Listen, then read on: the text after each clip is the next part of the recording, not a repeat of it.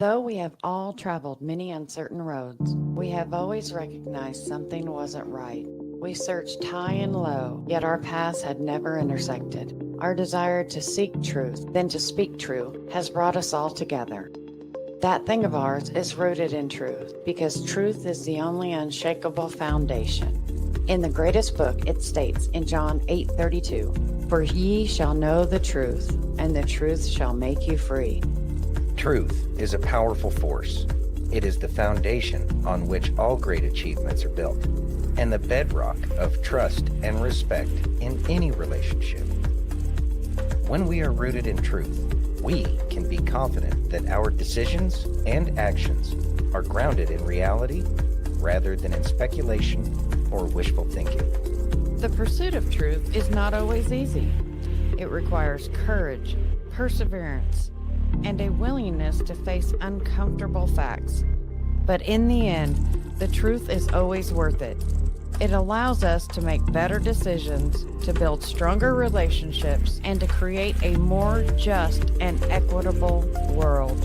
From politics and world events to entertainment and pop culture, we've got you covered. We'll explore our history and the stories that matter to uncover the truth that lies at the heart of each one. With our fingers on the pulse of the news cycle, we'll provide the insights and analysis you need to stay informed and engaged. As we stay rooted in truth and let the truth guide us in all that we do, let us be willing to listen, to learn, and seek out the facts, even when they challenge our own assumption or belief. Let us never forget that the pursuit of truth is not just an individual endeavor, but a collective one. Only by working together With honesty and integrity, can we build a better future for ourselves And for generations to come. This is That Thing of Ours.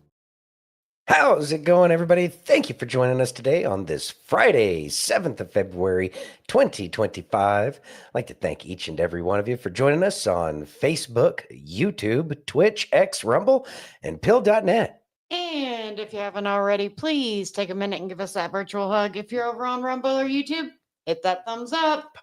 If you're over on pill.net, take that red pill. If you're over on X, smash that heart. And if you're on Facebook, you're our family. You love to push buttons, and there's 7 over there. So clickety click away. Clickety click. Make sure y'all hitting those buttons. Really appreciate it, and it helps us out tremendously. So yeah, make sure you like, subscribe, and share. Absolutely. Whee. And you can leave a comment after the fact. too. Comments are always good too. Yeah. And Let everyone know that you love us. always feel free to just jump right into the comments and give us your 2 cents because, Yeah. well, we like hearing all sorts of opinions. That's why we come Provided here they're every respectful. day. I mean, we you like know, it's- talking to y'all. Yeah, it's fun. It's fun. F-U-N, fun. Ready? Yes. Let's say hi to the fam. We got Miss Carroll in the house. Hey, Carol, it is Friday. Woo-woo. Friday. Friday. Got F. Clint in the house. Yo, what's up, F. Clan? Got the beautiful Miss Dawn in the house. Hey, little lunker. Got Chachi in the house. Hey, Chachi. Liberty. What's going How on, you Liberty? doing? How you doing? All right. Got Miss Jenny in the house. Jenny. Watch out for the frogs, Jenny. Watch out for the frogs, Jenny. Nice. Anyways, So, And then people anyone keep tired of rolling. winning yet? no, I'm not. definitely not tired of winning yet. No. I look forward to that day when I'm tired of winning so much. When we, as a collective, are winning so much, it will be nice to have won so much that you're tired of it. Maybe we should let somebody else win. No, No. not anytime soon. No. Not anytime soon. See, Yep. Dawn agrees Dawn, with us. yeah, Nope. Dawn's not ready. Nope. Not yet. You ready? Yeah. Let's go ahead and get started. All righty, let's do this. Let's take a listen. All right. Want to see a Democrat say the quiet part out loud about USAID and admit they were conducting illegal activity? It supports freedom fighters everywhere in this world. That is a crime.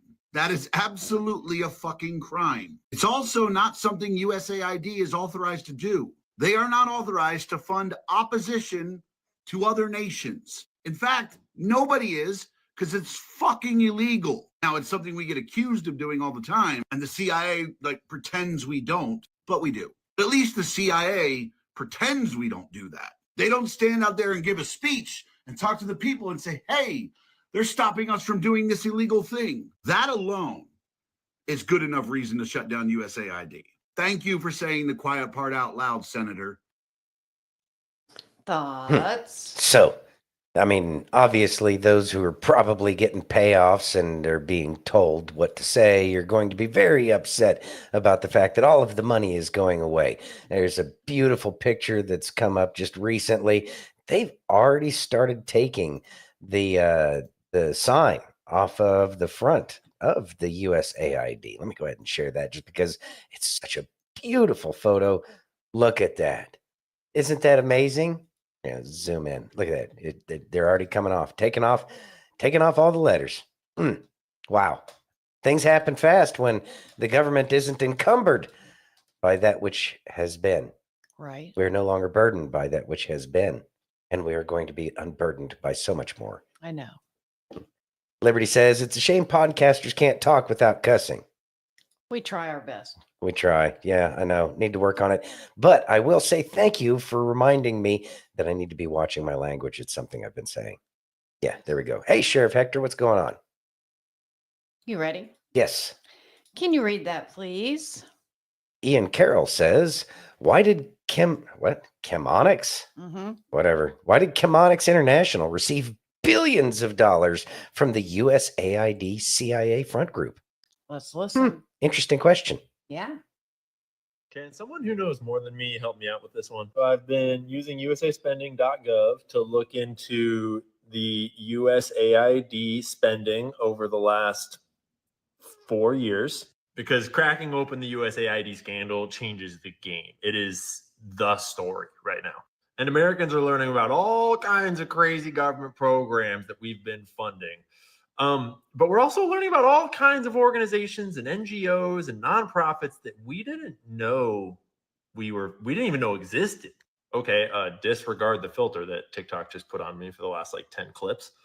And in the data here, I noticed that when you sort it by the size of payment, the largest payment, $6 billion, is to Chemonics International, Inc., and then Pfizer. But then there's more Chemonics International, Inc., and then there's more Chemonics International, Inc., then there's more Chemonics International, Inc.,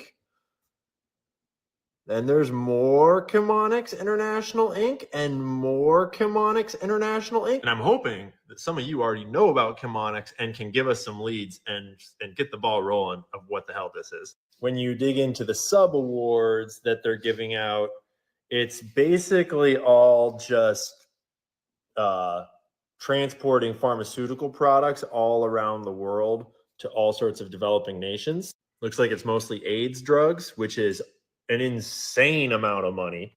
Side note, can anyone describe to me why the AIDS epidemic is such a problem in Africa? Like, are they all doing heroin? Are they all having butt sex? Why is AIDS everywhere in Africa? Is it just from poor sanitation?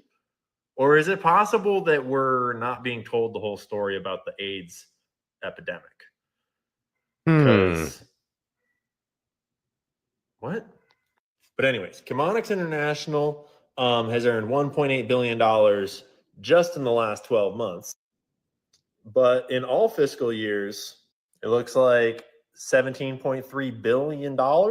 When you go to their website, their board of directors page no longer exists, which is kind of sus. But when you plug it into archive.org, you can get access to their board of directors as of 2024. And they don't seem like crazy sus. They seem kind of like nobodies, with a few exceptions that have worked in like big tech and big medicine and big supply chain kind of stuff. There is this dude, Gunjan, who has worked for Disney Plus and Amazon Fire TV and Prime Digital and Amazon Studios. And why is that experience relevant to international aid work delivering medicine? But anyways, Wikipedia says that Chemonics is the largest for-profit recipient of U.S. government foreign aid. As of 2019, the company has approximately 5,000 employees. The firm offers capacity building, communications, corporate social responsibility, knowledge management, performance management, and appraisal and program design services. What does any of that mean? Remember, the top receiver of U.S. aid funding, and they offer a hodgepodge of corporate gobbledygook that doesn't really say anything. Then when you start looking up the company and find articles about them, you find articles like this one that state that, this is back in 2017, in the first quarter of 2017, only 7% of the health commodity shipments delivered through this program arrived at their destination on time and in full, meaning that 93% of the shipments they sent in that quarter were either arrived incomplete or did not arrive within the 21-day window allotted and agreed to by the buyer. The largest recipient of foreign aid from our tax dollars is a company you've never heard of. And when they're using that massive share of our tax dollars, only 7% of the shipments they're sending are making it to their destination. At the time, this was USAID's largest ever contract. And then there's this article. It starts off by talking about this power plant in Afghanistan that these two firms, Black and Veatch and Lewisberger Group, got a government contract through USAID to build. At least I presume it was through USAID. I don't know if that specific contract was. But then an earthquake or an avalanche happened and it kind of messed the plant up and they never finished it. And now it's producing 2% of the power it was intended to generate. So then the article goes on to explore a number of sort of aid misallocations of funds over the years. And it starts with Hillary Clinton's tenure at the State Department. The company CEO was indicted for siphoning money from USAID reconstruction contracts in Iraq and Afghanistan, because that's what USAID is for Hillary Clinton's friends to siphon money out into their own pockets. Lewisberger, the firm that built that messed up power plant, they're represented by John Podesta and his lobbying group. You might know our boy John from his appearance in scandals like Pizzagate. But then it goes on to talk about how Podesta was tasked to come up with these sustainable development goals for this Council of International Development Companies. And one of those companies is Chemonics. Chemonics is the one we started on, the one that's the largest recipient of USAID money there is. And they thrived during Clinton's tenure, nabbing more contracts during the Haiti reconstruction effort than any other company. Funny, Cheryl Mills, Clinton's then chief of staff, was the point person, Politico reported. So USAID propaganda outlet reporting on USAID grifters about USAID programs that aren't, none of it is doing what we're told it was doing. If you don't know about Laura Silsby and the Haitian children trafficking scandal that erupted, that the Clintons and Cheryl Mills and Bill were all clearly involved in, like literally a trafficking ring got exposed, then it turned up in the Clinton emails that they were funded by and consulted by the Clintons. And then it turned up that the Clintons were protecting them. And then Bill Clinton got this position as the interim Haiti Recovery Commission chair with it. And he pardoned them and sent them home and covered it all up. It's a whole scandal. But despite Chemonics' scandals in Haiti, it continued to win lucrative USAID contracts in 2011 in Afghanistan. The project was intended to create 300,000 jobs. By 2013, after 2 years, it had only created 2,458 jobs. In May 2009, it won a $90 million contract to grow exports and employment in the Pakistani economy. The USAID Inspector General found no measurable increase in sales or employment after the first 2 years of the project. So can someone please help me out? This is the largest recipient of USAID funding, apparently, and they're ineffective. They're embroiled in scandals. I didn't even go into the one in Afghanistan where they were bribing the Taliban in order to not attack their shit. Literally, they were giving our taxpayer dollars to the Taliban. This company was, Chemonics, of their own volition. They were giving money to the Taliban basically as a protection racket.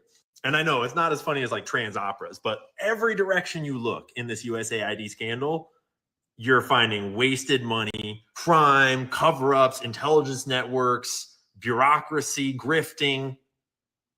It's so fucked up. If it's not apparent to you by now, this is the deep state.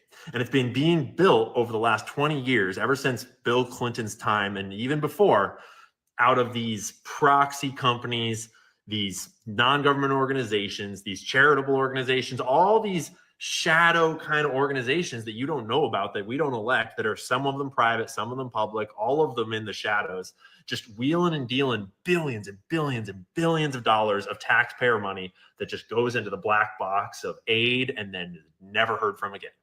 If anyone else has any dirt on this Chemonics company, I would love to hear it. Thoughts? Interesting. So big things are already happening, and this is exactly why they're upset about stuff. I was just doing a quick search about Chemonics, and the billions of dollars they've received. By the way, if you're interested, they're hiring for 2 positions out there in London. So apparently that part of it is still working quite well. And it kind of connects another dot because Really, what are they hiring for? I just closed it. Inquiring minds. Inquiring minds is stuff that doesn't matter. Hold on. Well, let me pull that back up.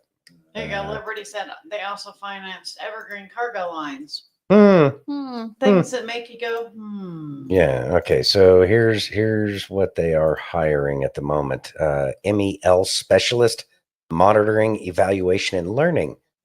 And then a peace, stability, and transition hybrid position in London. Oh, okay. Early career. And then there's mid-level as well. So something for so many different people. Yeah. Yeah. And all of the news is exactly what Ian Carroll was talking about. It is these news articles that have been paid for about people that have been paid for talking about all of the things that all of this propaganda put together is supposedly all the good that they're doing. Oh, and by the way, the world is falling apart now, apparently, because, like USAID is no longer happening. Right. Whatever. Exactly. You ready? I can tell you, I'm super excited about the fact that all of it's changing, that it's getting fixed. It is. Trump said he was going to.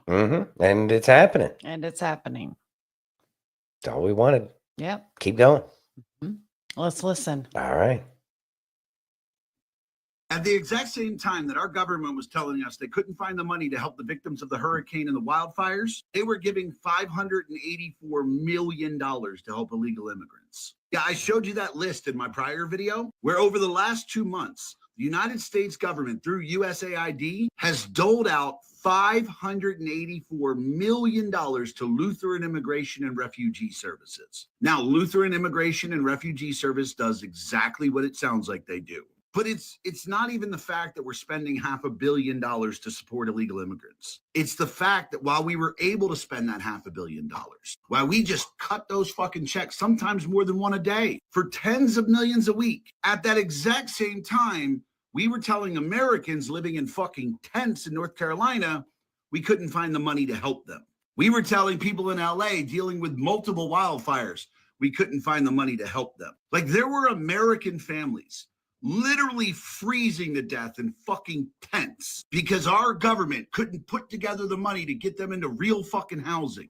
And at the same time, we were given $584 million fucking dollars to illegal immigrants, or at least to support illegal immigrants. I don't give a shit if you're a Democrat, a Republican, Libertarian. I don't fucking care what you are. If you think that's okay, you hate America. Just fucking admit it. Stop complaining on X. Stop complaining on TikTok about us looking into this money. Stop complaining about us revealing this ridiculous amount of fucking corruption. If you have a problem with this information coming to light, then you just hate America. It really is that fucking simple. Hey, Michelle. And yes, you are East Palestine. East Palestine. The list could go on forever in terms of where they had no money. What about all of the baby formula that they couldn't come up with? I know.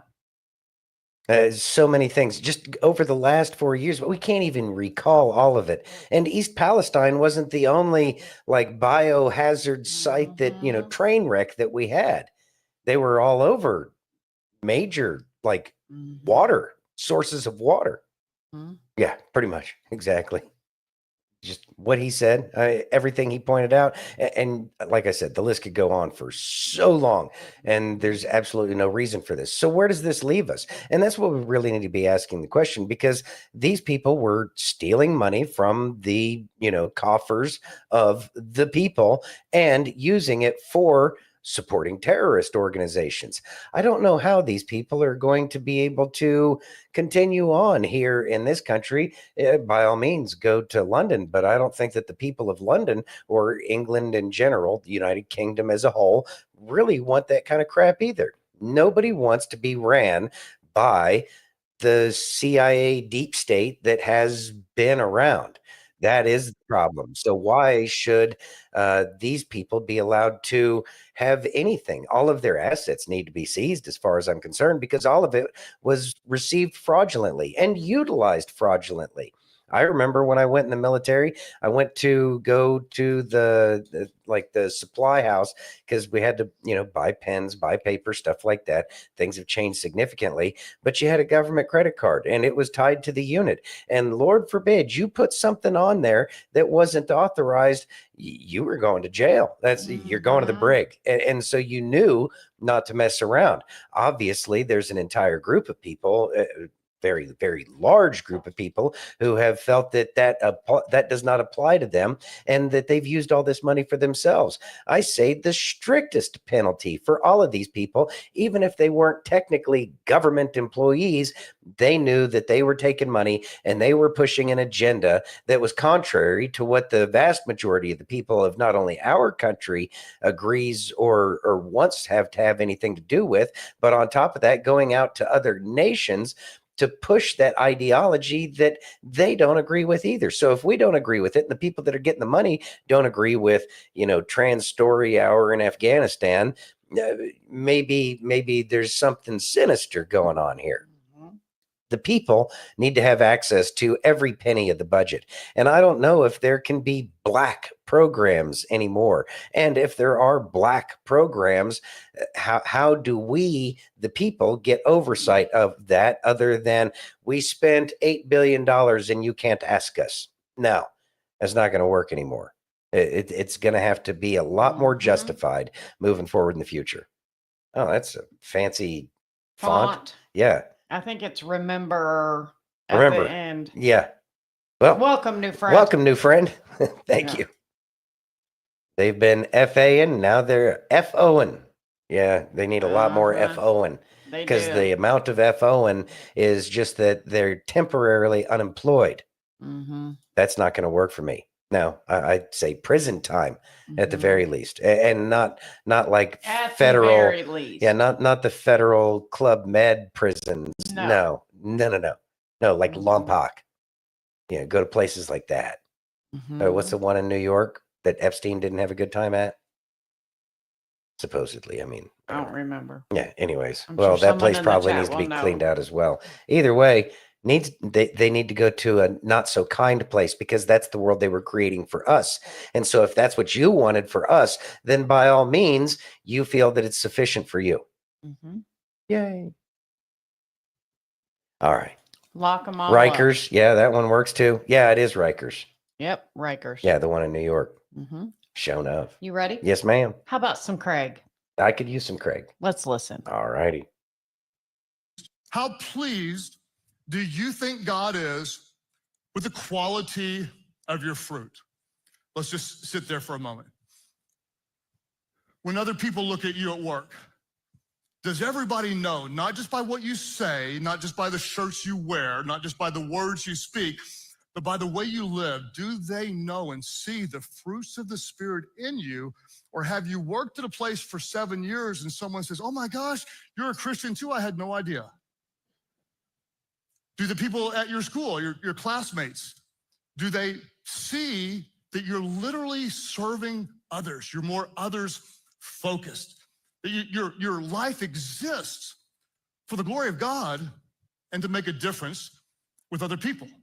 Or do they look on and say, you're busy and you're just kind of selfish, and I'm sure you probably serve somebody. I've never really seen it, but you probably do somewhere.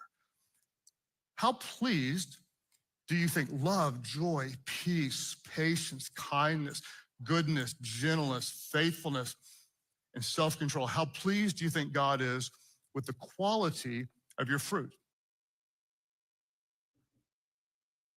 Thoughts? All right. So that's really what should be on our hearts and minds as we go about and navigate our day, each and every day. Is are we showing a good fruit to the world? Are we, the fruits of our labor? Will people accuse us of being a Christian in a biblical way, not just the, saint on Sunday and sinner on Monday through Saturday.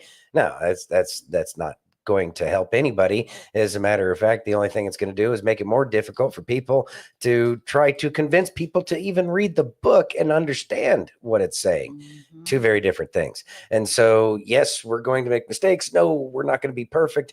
But at the same time, based off of the baseline that general humanity's got, it's probably not that hard to try to set that good example. And we're not setting the good example to, win glory and honor and crowns in heaven or any of that stuff. It's about just merely trying to do the best that you can at all times possible. And we're going to have moments. That's okay. Just get back on the path. Me too, Jenny. I think, so many of us try, especially when you understand what it's really all about. And in the end, it's about love. It is. It really is. Sometimes it's hard to give people, some people are harder to love than others. Yes. Yes. But still got to do it. Still got to do it. Because it's real hard for me to want to pray for Clinton. But I know. You got to pray for our enemies. I know. You ready? Didn't say it was going to be easy. Where in the book did it say it was going to be easy? It never said it was going to be easy. It didn't say that? No, I didn't think I remembered that part either. No. Okay. Hey, Aaron. Hey, Aaron, what's going on, man? Yeah, I want my stolen resources back. Exactly. Ready? Mm-hmm. Can you read that, please? Let's see. Steve Bannon calls on DOGE to do more. Now, hold on. We got something special. We actually got a recording of the DOGE.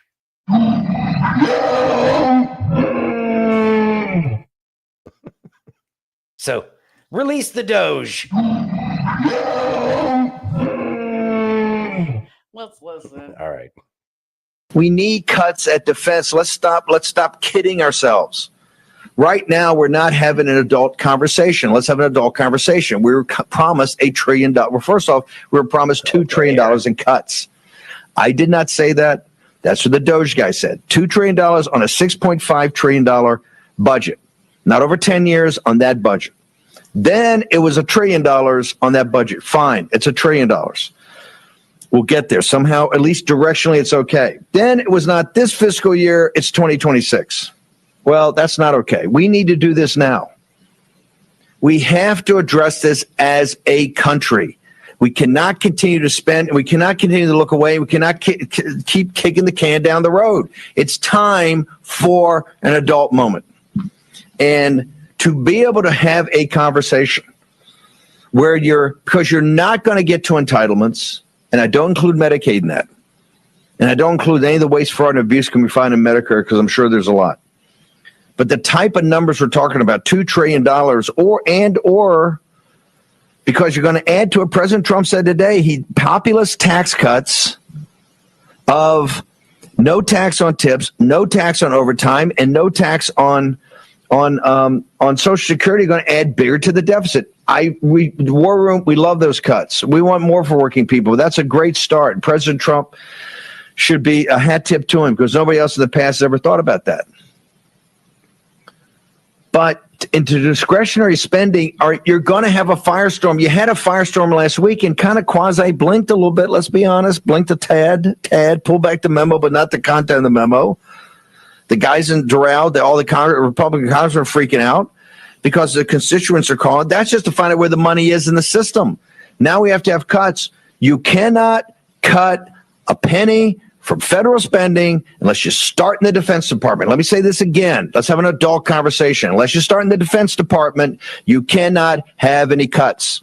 So the DOGE team, you're up the national, oceanographic, wherever the hell you're at, it's all good, do it. But until you cross the Potomac, it's not real.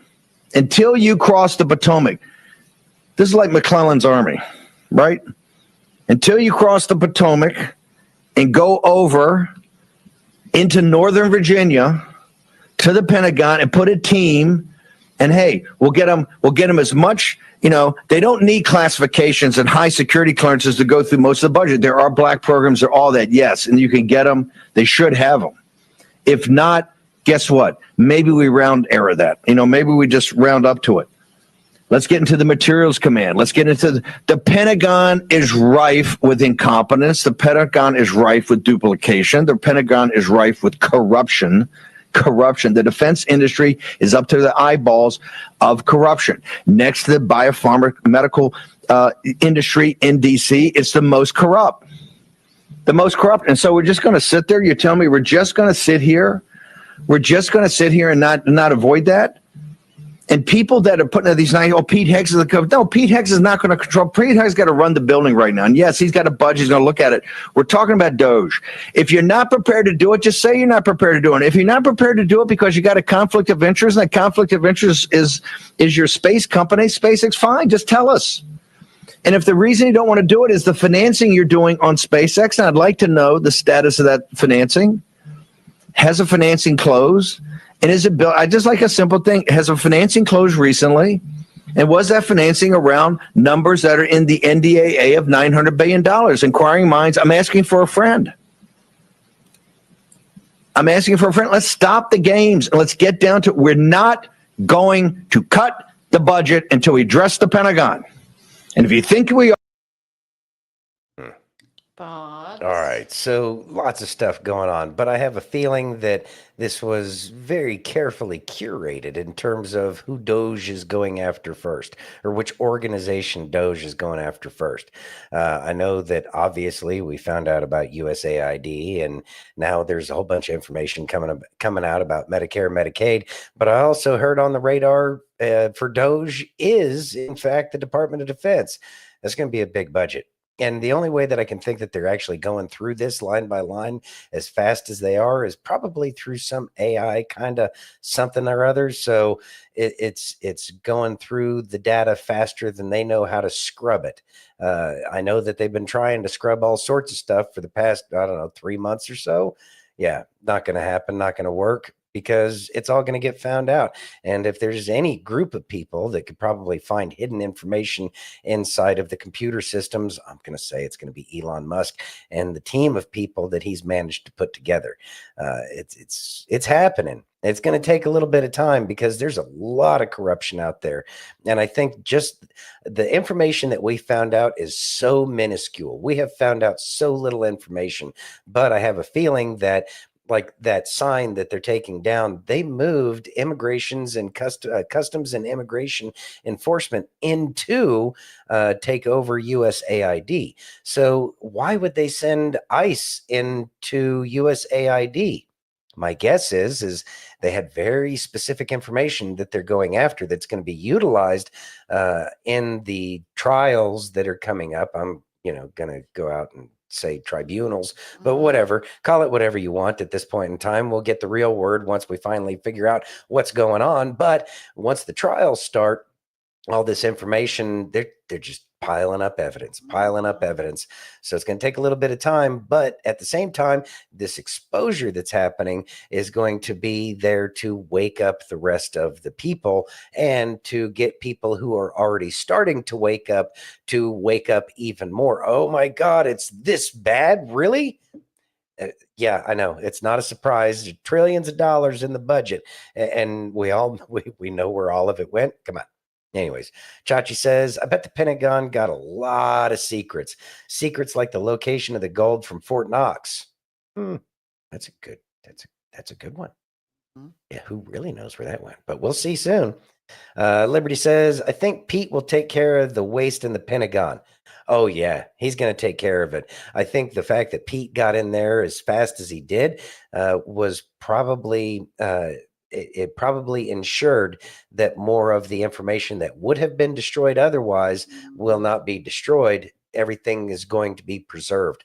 And all of that information that has been preserved can and will be used against them in a court of law. Jenny says, we told you so. We did. We said a lot, but we weren't the legacy media, but nobody listens to them anymore. They did it themselves. Aaron says it's entertaining for sure. Good movie. Yeah, the movie's finally getting good. It's about time. I know. Are you ready? Yeah.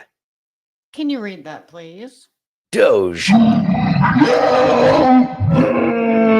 is making an impact, but it's just the tip of the iceberg. Let's listen. Just the tip, folks. Just the tip. The government has wasted nearly $3 trillion in taxpayer Nearly money since $170 billion in improper payments last year. $247 billion.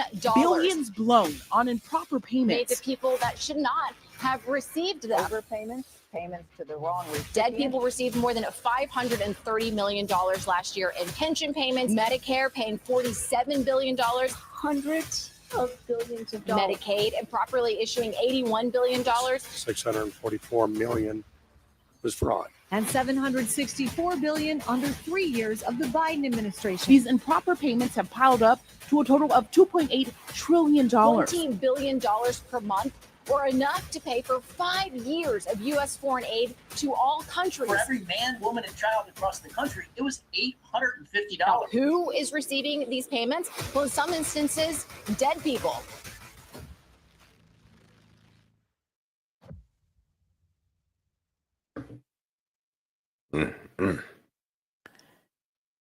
Thoughts? Wow.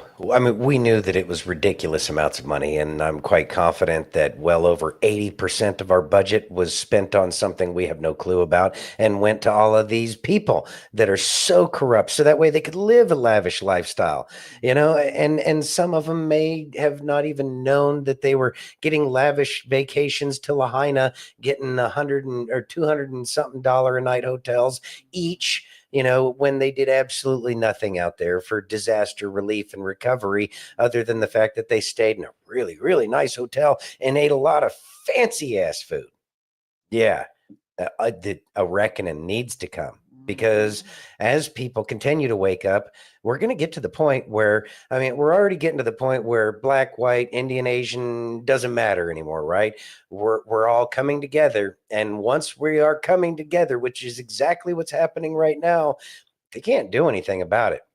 And anybody that thinks that they're going to support the swamp creatures that are out there, they know that it's over, that they know that the gig is up. They can't do it anymore. And the people who protect them are going to say, hey, you're on your own, because I kind of thought you were an asshat when I was working for you anyway, because you treated everybody like a jackass. And they're just going to be done with it. Yeah, I know, Carroll. It's so much. And it is all disclosure. Exactly. It's just to find out. We're finding out, and people are going to be so mad. They are. They're going to be so mad because they're going to start thinking about how much we, the people, have had to suffer while these other people were living the dream, as if they were high on the hog. Yeah, living some kind of James Bond, go to Monaco and gamble and play stupid spy games to only make the world a more miserable place. Yeah. It's not going to be a good ending for so many people, but for everybody else, it's going to be amazing, because we're going to actually be able to live again. We will. Mm-hmm. Are you ready? Yeah. Let's listen. All righty. 50 years ago, I was a wild, hedonistic man with a heart of stone. Then I ran up one day on Jesus, and it changed my life forever. I'll tell you exactly why I believe Jesus is the creator of the cosmos and the greatest king, teacher, and defender we could ever hope for in our wildest dreams. Who is he? Is he really who he claims to be? Why does it matter to me? My new book lays out the argument for Jesus. Pre-order now, and I could be wrong, but I doubt it. .com, and get a sneak peek and access to exclusive offers. Jesus is real, and he's the only way any of us are getting out of this rock alive. I guess I could be wrong, but I doubt it. Thoughts? I'm just trying to look it up right now. The book's out there. I love Cy. I think he's great. Not Cy. Not Cy. Cy's his brother. God, why Yeah. can't I think of his name? Come on, guys, in the chat. Jeez. Anyway, it's been so long since I watched any of that. I know. It's pretty awesome. Actually, I'm pulling up the book. Yeah, Phil Robertson. Phil, thank you. Oh, jeez. Gosh, why did I have such? And we did a watch party of the movie and everything. We did, actually. It was great. That was too. great. It was great. Well, his website doesn't come up. You're going to have to actually type it in specifically. But yeah, it's all over the place. Barnes & Noble, Amazon, Premier, Collectibles.com, all sorts of stuff. Yeah, it's everywhere. Yeah.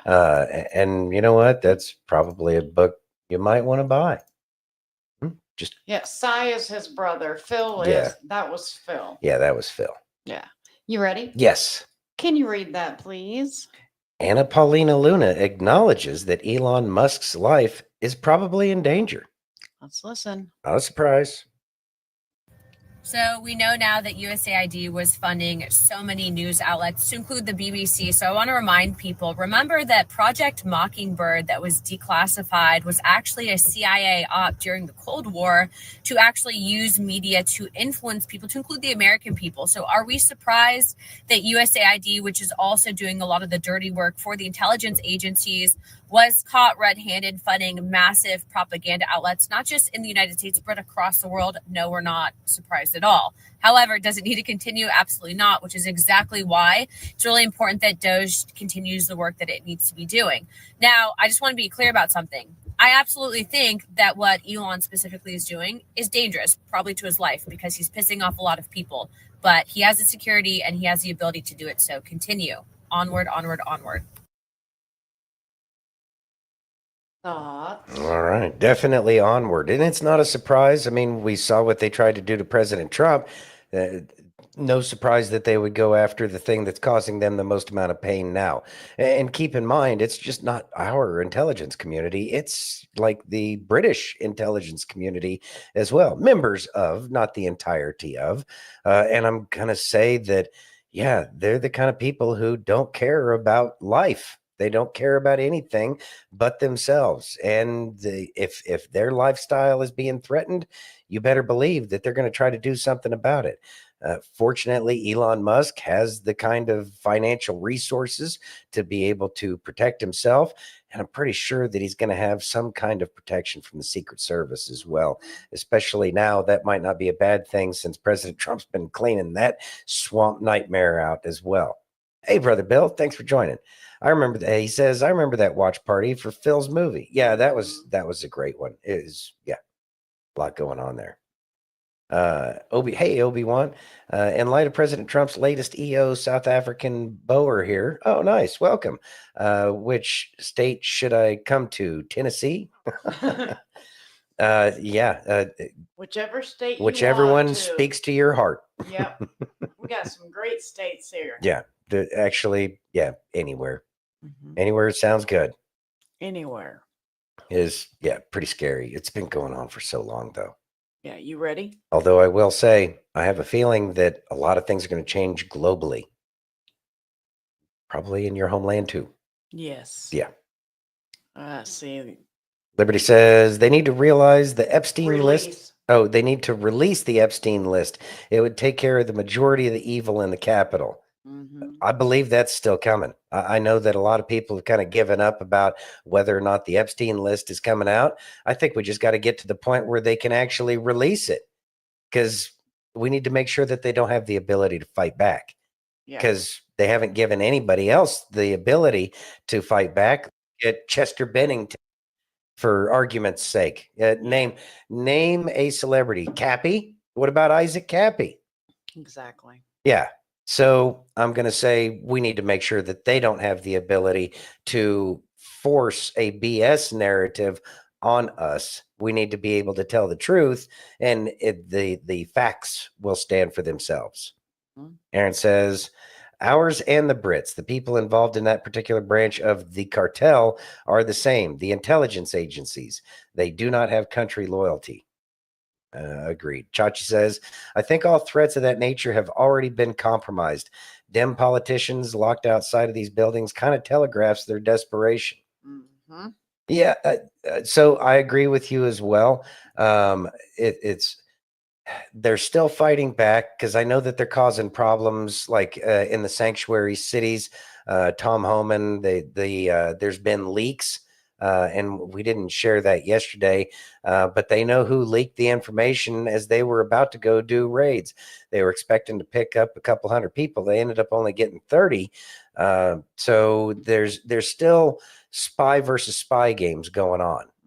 And that's kind of part of why things are taking so long right now, because the people that they're going after and the ones they're sending to Guantanamo Bay, the ones they're sending back to their home country, I'm going to say, were people that were probably here. They weren't necessarily Guantanamo worthy, but send them back home. Whereas the ones that were definitely part of some organized criminal ring that was here specifically to take down the people and the country of the United States, those people are going to Gitmo, and they're probably going to swing with the rest of the people that are actually traitors.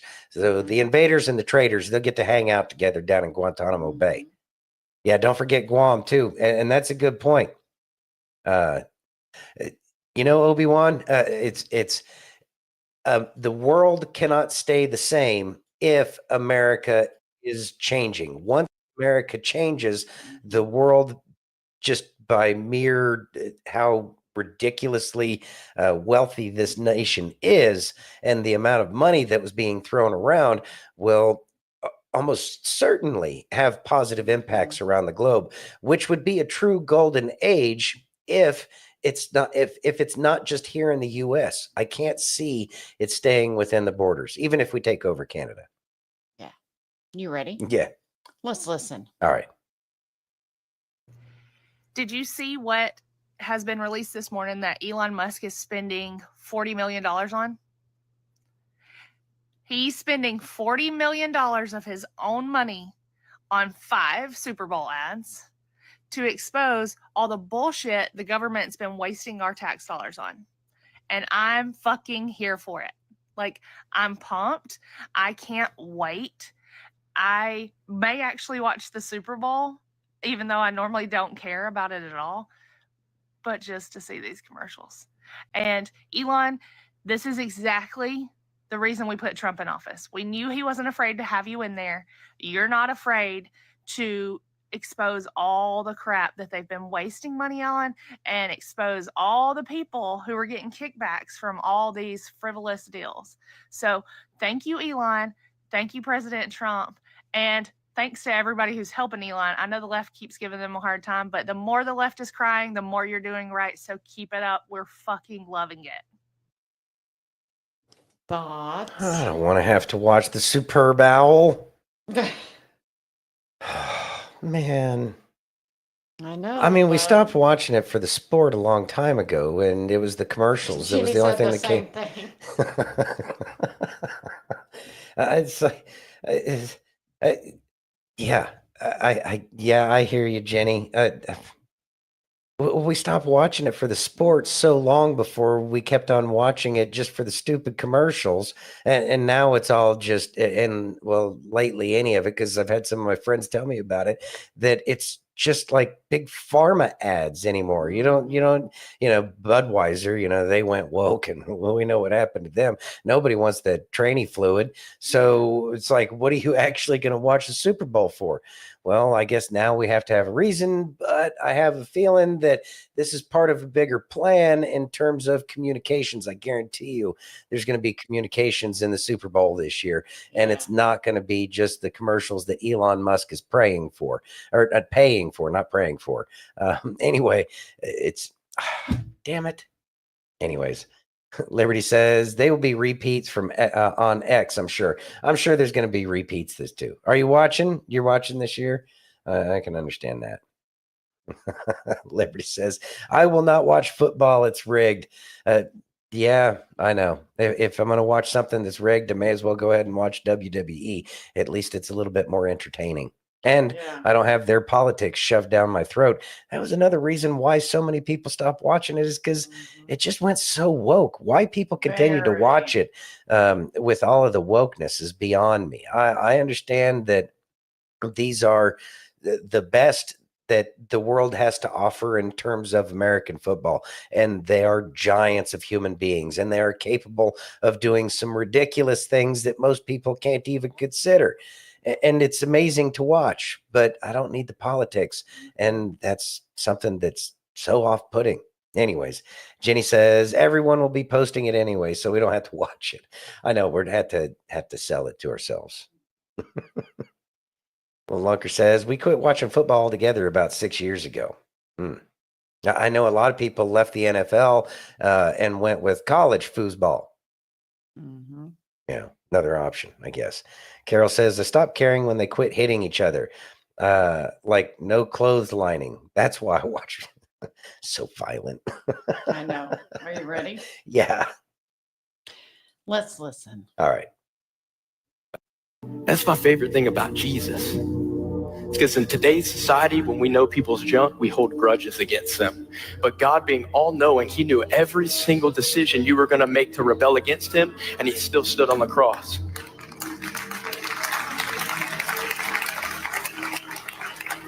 When Jesus knows the decision that you're about to make, he doesn't go, oh man, look at my kid right there. He's such a knucklehead.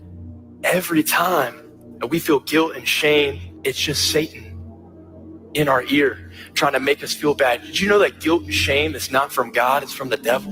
And the crazy thing about this is Satan, he knows every single one of our names, but only calls us by our sin. But Jesus knows your sin and calls you by your name. God doesn't want to just lavish you in love. He wants to transform you in love. Hey, Mike. Hey, Mike, be careful. Yeah, We're be glad careful. you're here with us anyway. Yes, we are glad you're here. All right. So Proverbs chapter 18, verse 21, the tongue has the power of life and death, and those who love it will eat its fruit. That was today's verse of the day on the YouVersion Bible app. And I found that it has relevance every single day. But anyways, that's kind of what he's getting at is we have the ability to speak life, and Jesus would not speak death upon us. He would speak life on us, even when we're making a mistake. And so we have to dig into our hearts when, our loved ones or even just people on the streets decide that they're going to do something that doesn't exactly, work out well, is how I'm going to put it. And so how do we help? Well, we speak life into them. We can't tell them, we can't break them down, because breaking them down, so many people already beat themselves up so bad anyways. You can't say something to so many people that they haven't already said to themselves, and so much worse.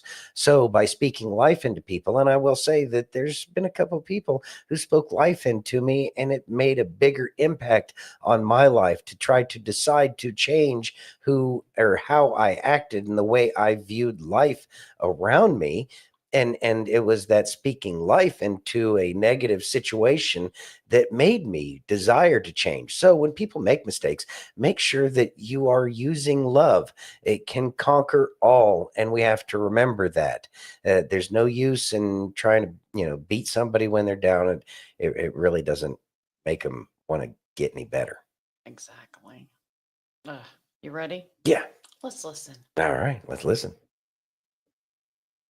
Tell me about Beyonce. Despite her repeated denials, Beyonce was paid. Who was she paid by? The Harris campaign. She was paid tens of thousands of dollars to give a speech that no one wanted to hear. And Kamala Harris thought all of these people came out to Texas to hear her speak. Yeah, right. Beyonce came out and gave this speech, this boring ass speech, and just left without performing. And then Kamala Harris got booed. Cardi B was paid. Cardi B, who famously said she wasn't paid, her production company was paid to show up. Don't fucking ask me. I don't give a the resume that they send. I'm not endorsing no fucking presidents no more. Because we could fund two wars. Motherfuckers talking about we don't got it, but we got it. Like, we're the greatest nation. No, the fuck we're not. Yeah, hold on.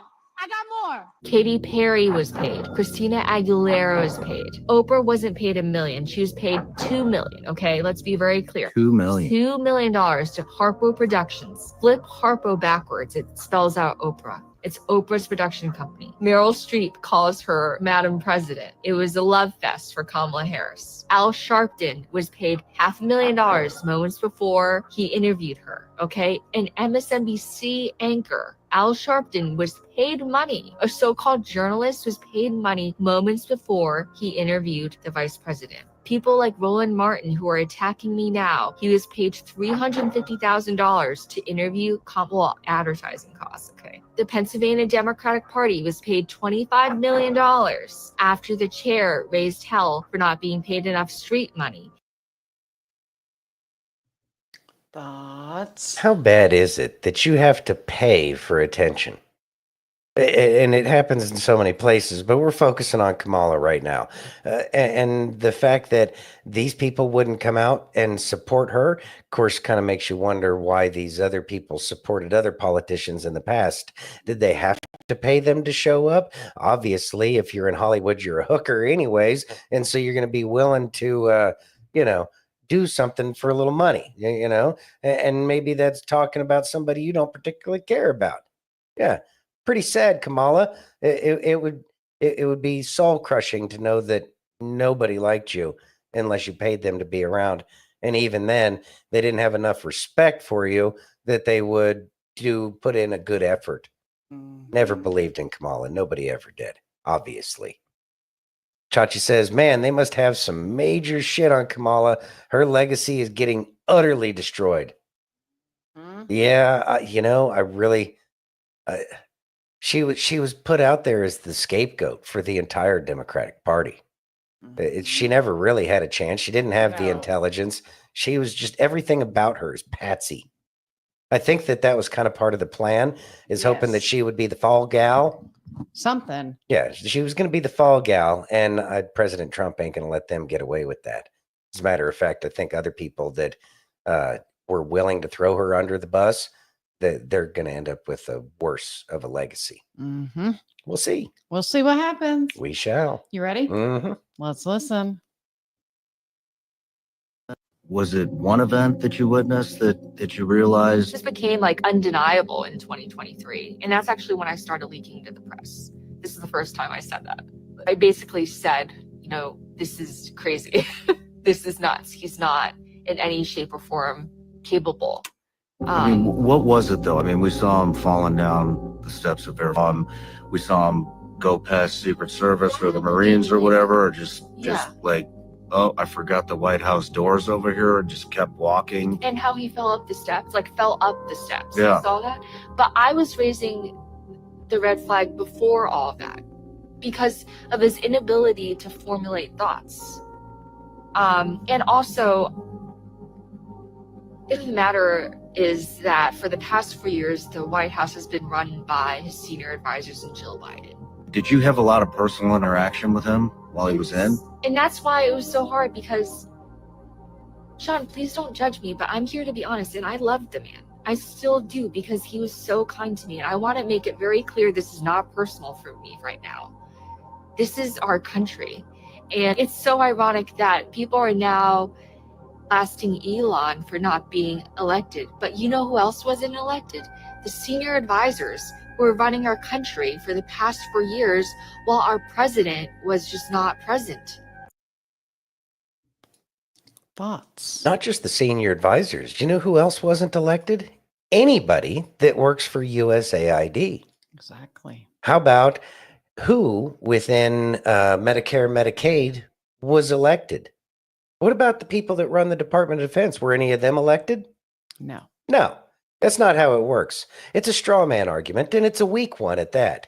The problem is that they've gotten away with these weak arguments this entire time, but they don't have control of the narrative anymore. As a matter of fact, we, the people, have more of a say in terms of what the narrative is because it's based in the truth. So we need to tell these people, okay, fine, Elon wasn't elected. Who in USAID was, et cetera, et cetera. Go through the laundry list.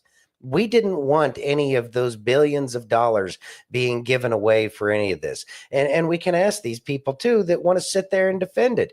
Okay, do you really believe that it's in the nation's best interest to have send money to somebody to make a trans comic book? Is that important? Was there nobody? Did that help internet? Tell me where that helped international relations. Show me exactly where that helped international relations. And is there not a trans cartoon artist here within the United States that could have sent the message? Since we're all into paying people off, we couldn't pay some cartoonist to draw something that would make sense in another nation? I mean, there were no better options? No. So I don't care that they don't like the fact that Elon Musk wasn't elected.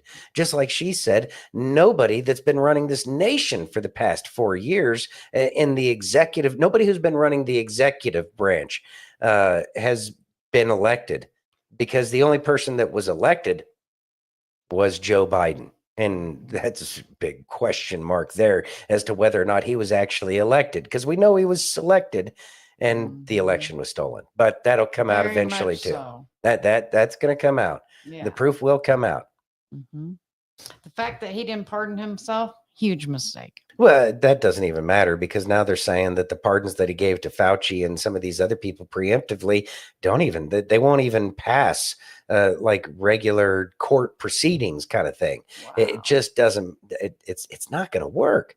Fauci is not going to get off scot-free. And even then, there's so many legal workarounds where we can just, again, send him to The Hague or the international tribunals that will be carrying on down in Guantanamo Bay would be my guess. Silver Lining says, we didn't elect anyone in the CIA, FBI, NIH, etc. 100%. So what is your problem with this one specifically, that he's finding all the corruption? It's the finding out of the corruption that's pissing you off. Is that what it is? Yes. Yeah. Say that again over and over until it makes sense to you, because it doesn't make sense to anybody else. Liberty says, how can an illegitimate president pardon anyone? Yeah, well, that's a good question. There's that too. You ready? Yeah. Let's listen. All right. If God could remove something out of your life that you never imagined losing, then he could replace it with something that you never imagined having. Sometimes your next blessing don't come until the right people or the right things out of your life. Room got to be made.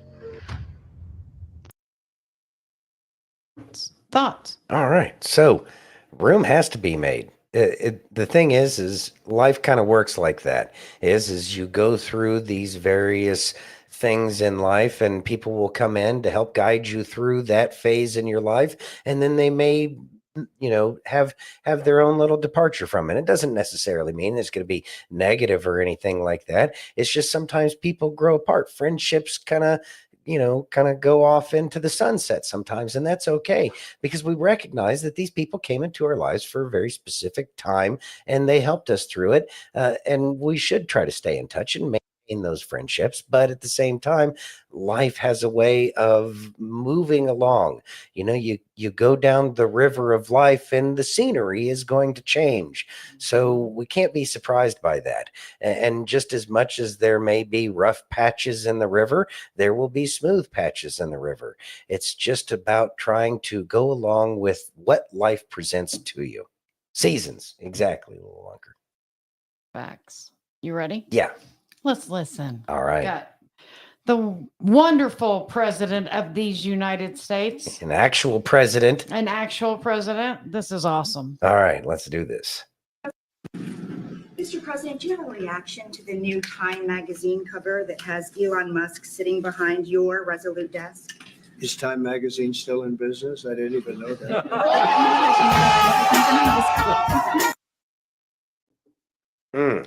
Thoughts? Well, let's see if I could get the boom. Yeah. Thank you very much. Make sure y'all are giving that thumbs up.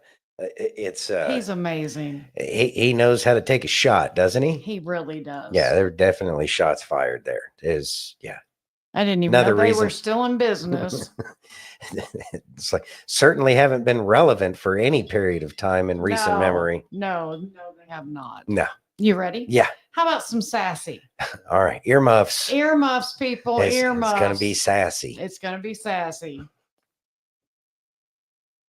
I'm just going to go ahead and say it. This is one of the best administrations this country has ever had, if not the fucking best. Has it always supposed to be like this? Serious question. You can get mad, you can fight me. I don't give a damn. I don't care. We winning. You ain't gonna bring none of us down. Rest y'all can stay fucking miserable. I'm watching this man wherever pen he's got at. Brother, like the Energizer Bunny, ain't stopped, ain't broke a sweat. Flying here, flying there, making deals. Crazy. I ain't seen him fall on the beach, shit his pants. What more can you ask for? DOGE is doging every day, saving hundreds of millions of our dollars from stupid fucking shit in its first couple days. Pentagon's next. Trump is talking to every world leader, more this week, more next week. Press conferences every day with actual words, that word. It's not a joke. Updates every day. Caroline Levitt comes out in the God Bless It parking lot, looking fine as hell. Answer questions for the media like you can't make this shit up. You ain't got to haul around 27 pounds of binder, looking like Book Report Betty, batter eyelashes, and still can't say shit. Actual answers. These people are good at their fucking job. You think everybody's frazzled now? You wait till the rest of his crew gets up and run. That's the difference in the two administrations. One, they can talk. Two, they can answer questions. And three, they fucking get shit done. Not just stand around talking about getting shit done. Hundreds of executive orders. Tons of commitment to bring money into this country from other countries. On and on. I'm just blew away. I've never seen nothing like it in my entire time on this earth. Maybe somebody before, but not since I've been alive to come close to comparing to this administration in its entirety. I'm just awestruck by it. Like, I guess, is this the way it's supposed to be? And we've just never got this before? Or are these people just that much better than everybody else before them? Make it make sense. Thoughts? So he brings up a great point there at the end. He's a little bit younger than some of us here, and he wouldn't remember if he was even alive during the Reagan years. And even then, Reagan wasn't anything close to what we're seeing with President Trump in the first, how many days are we at now? Not even the first month. Not even the first month. Yeah, not even the first month. He's already done more than, well, pretty much any other president, as far as I can tell, in terms of cleaning it up. You know, we haven't had the American continent cleaned up from piss poor governance since the late 1700s, as far as I'm concerned. Not this much, this fast. It's absolutely amazing what we're seeing. And it's going to be a learning curve for so many people because the standard is being set in terms of what we, the people, will expect from our leadership moving forward. And we need to remember this. And this nation was at a point once upon a time where a president was considered good because they did less than any previous president before. Because once it's working, there's no use in messing with it. We don't need to add anything like that. The people are perfectly capable of sending aid. Again, see the hurricane disaster that the government did nothing with out there in the Carolinas. People froze to death in tents. They told the Amish to get out when they were building houses for people. We don't need them. We don't want them because their help looks an awful lot like attempted murder or actual murder in some cases. So no, we don't need that because apparently we can take, a 20 mule team and pack in all the stuff that we need because the government just hasn't been able to do it. So they don't need this budget. They don't need any of that stuff. We, the people, if we have control of our own resources and we're all given a fair shake, a fair opportunity, not a equal outcome, big difference. Yes. But if we all have that equal opportunity, the American people will rise because, well, we're given the ability to manage our own lives. And a lot of the problems that we see in this world, if people had chances that they weren't denied like they have been since pre-Obama, for a long time, people haven't had an opportunity. But if they had their own opportunity, they might not feel so bad because maybe they're able to buy something nice for their wife. And so therefore their wife doesn't feel like, she's being neglected. But if the guy can't afford flowers for his wife, then it's only going to cause more problems. And I'm going to say that it's little stuff like that that we don't have the ability to do that people used to have the ability to do once upon a time. It's awful. It is. But it's changing. And once we get our freedom back and have not only our freedom of speech, but freedom to move around the country without having, somebody juggle the old twig and berries when you're going to the airport, maybe things will get a little bit better. Yeah. Jenny says that's leadership. That's exactly what that is, Jenny. True leadership. And this nation has been so devoid from Washington, D.C., which deems themselves to be the greatest leaders on the planet. Anyways, an equal chance. Exactly. That's all we want. Equal opportunities. Let's replace FEMA with the Amish. Probably do a million times better. We could all learn something from the Amish. They would do a lot better. Yeah. That's the work ethic that used to be standard in this nation. Yeah. You ready? Mm-hmm. We got the Marines at the border. Cut. All right.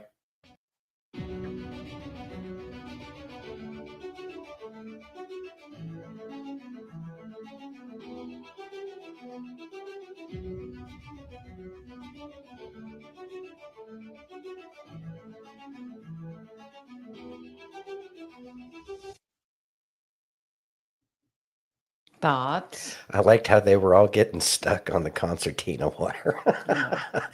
Stuff will grab you. It's nasty shit.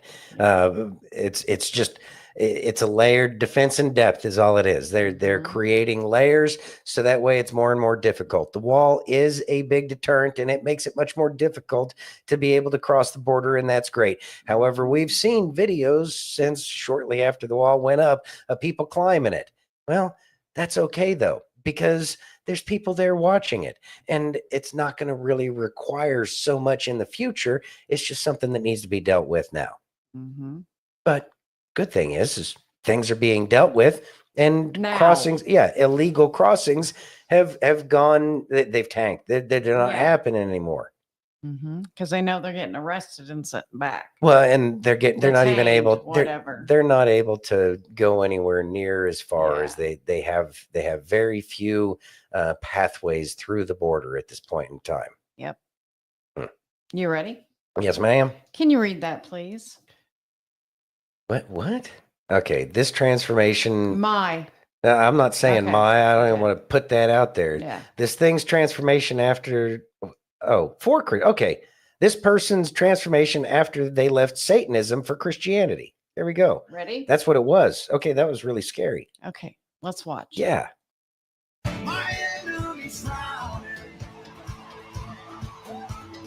long as I'm breathing, I've got a reason to praise the Lord. Oh, my soul. Oh. Thoughts? I thought this was that's great to see. Yeah, apparently I need to be a little less judgy. Yes. Yes. Thank you. Wasn't that amazing? God It is is. great. God is great. And I will say in my own defense, not that I have to, but it's just I've been so used to that lifestyle being pushed on us. I thought that it was still being put out there. Just first God is glance. But great. yeah, that's really nice. That's really nice. God is I'm glad to see great. that. I know more and more people are going to be coming to God. It's just and it's going to, as more and more people turn to God, that transformation will be more real for each and every person here. We're all figuring out what was important based off of the hell that we've had to travel through. We have been living in Mystery Babylon for so long. It's nice to see that maybe Mystery Babylon it can't keep a hold on those that it's gotten its dirty little claws into for so long. It's nice. Thank God. Thank God. So amazing. Now I'm upset with myself for being all judgy. To me, it was just and there's a whole channel on TikTok. Is there? Of people who are coming to God. Nice. And it's just, you will cry your eyes out. It's just so amazing. Nice. Won't he do it? He will. You ready? Yeah. Are you? Yeah. All right. Let's listen. All right. The Bible says in Isaiah 43:18, "Forget the former things. Do not dwell on the past." You can't go back to the past, but you can begin where you are right now and change the ending of your story. This is a powerful reminder that God is urging you not to waste any more time or remain stuck where you are.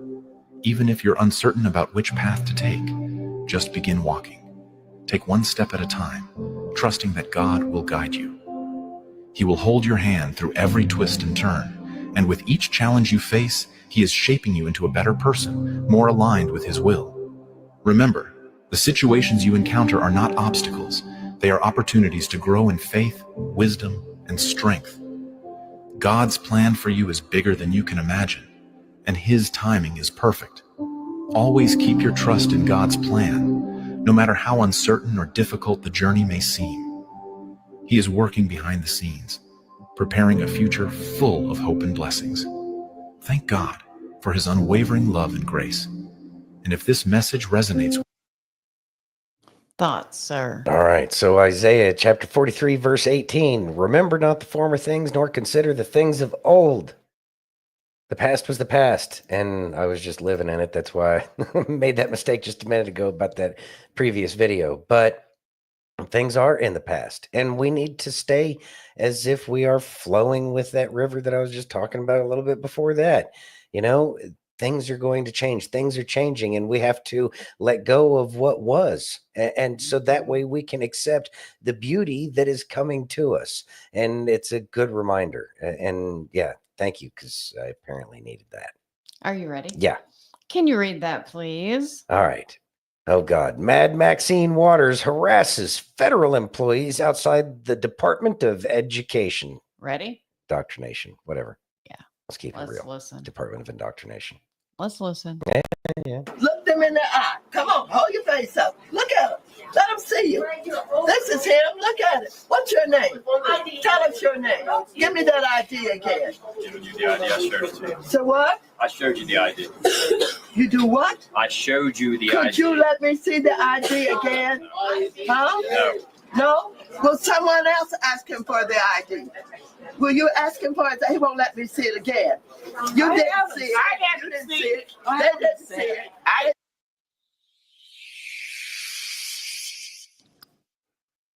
Thoughts? By what authority? It's just, yeah. I can't wait till that woman is given the justice that she's so in desperate need of. She's caused so many problems. She is just a community agitator of the highest order. It's the only reason why she was there, is because she was able to piss off enough people to make them think that that she actually cared about anybody other than herself. Pretty neat trick, I might add. I mean, it's good. It's, you know, that's why, of course, then again, that's why nobody likes politicians. They like them even less than lawyers and used car salesmen. But that's who they are. Yeah. But good thing is, you know, people are standing up. He wasn't bothered by her. And more, you know, in the past, when Maxine Waters shows up, she'd be in their face. She would be yelling and screaming, and she could bring some problems. But for some reason, he didn't seem to be bothered by it at all, which tells me that she doesn't have the power that she used to have, which is really interesting. If you start to think about it, kind of makes it sound like we're watching a movie a little bit, doesn't it? Yeah, kind of interesting in that regard. But it's nice to see that things are changing. Very much so. And they will continue to do so. Yeah. Thank you, Silver. She said, I didn't make a mistake. You reacted appropriately to a demonic image. Yeah, well. Yeah. Shoo. Well, you know, they don't have anything else. Speaking of Maxine Waters is what I'm going off of here. And Maxine is just... She is unhinged. They don't, Chachi. again, these people don't have the power that they had without the money behind them to back it up. They don't have the mercenary forces. They can't come after people who are standing up to them now. Now more and more people feel like they can stand up, and we should all feel comfortable speaking truth to power. And she doesn't have that much power anymore, but she definitely needs truth spoken to her. No, I'm not going to give you my ID ever again. You saw it once. What are you trying to do? You're trying to do some crap for the TV. Trying to intimidate. Yeah, the Tell Live Vision. Are you ready? Mm-hmm. Can you read that, please? Chad O. Johnson says, how the civil rights movement was a tool of the communists. Let's listen. Mm-hmm. The communists were masters at covertly creating disasters in order to cause discontent. They did this, for example, by bombing their own houses and bombing black churches and then crying white supremacy.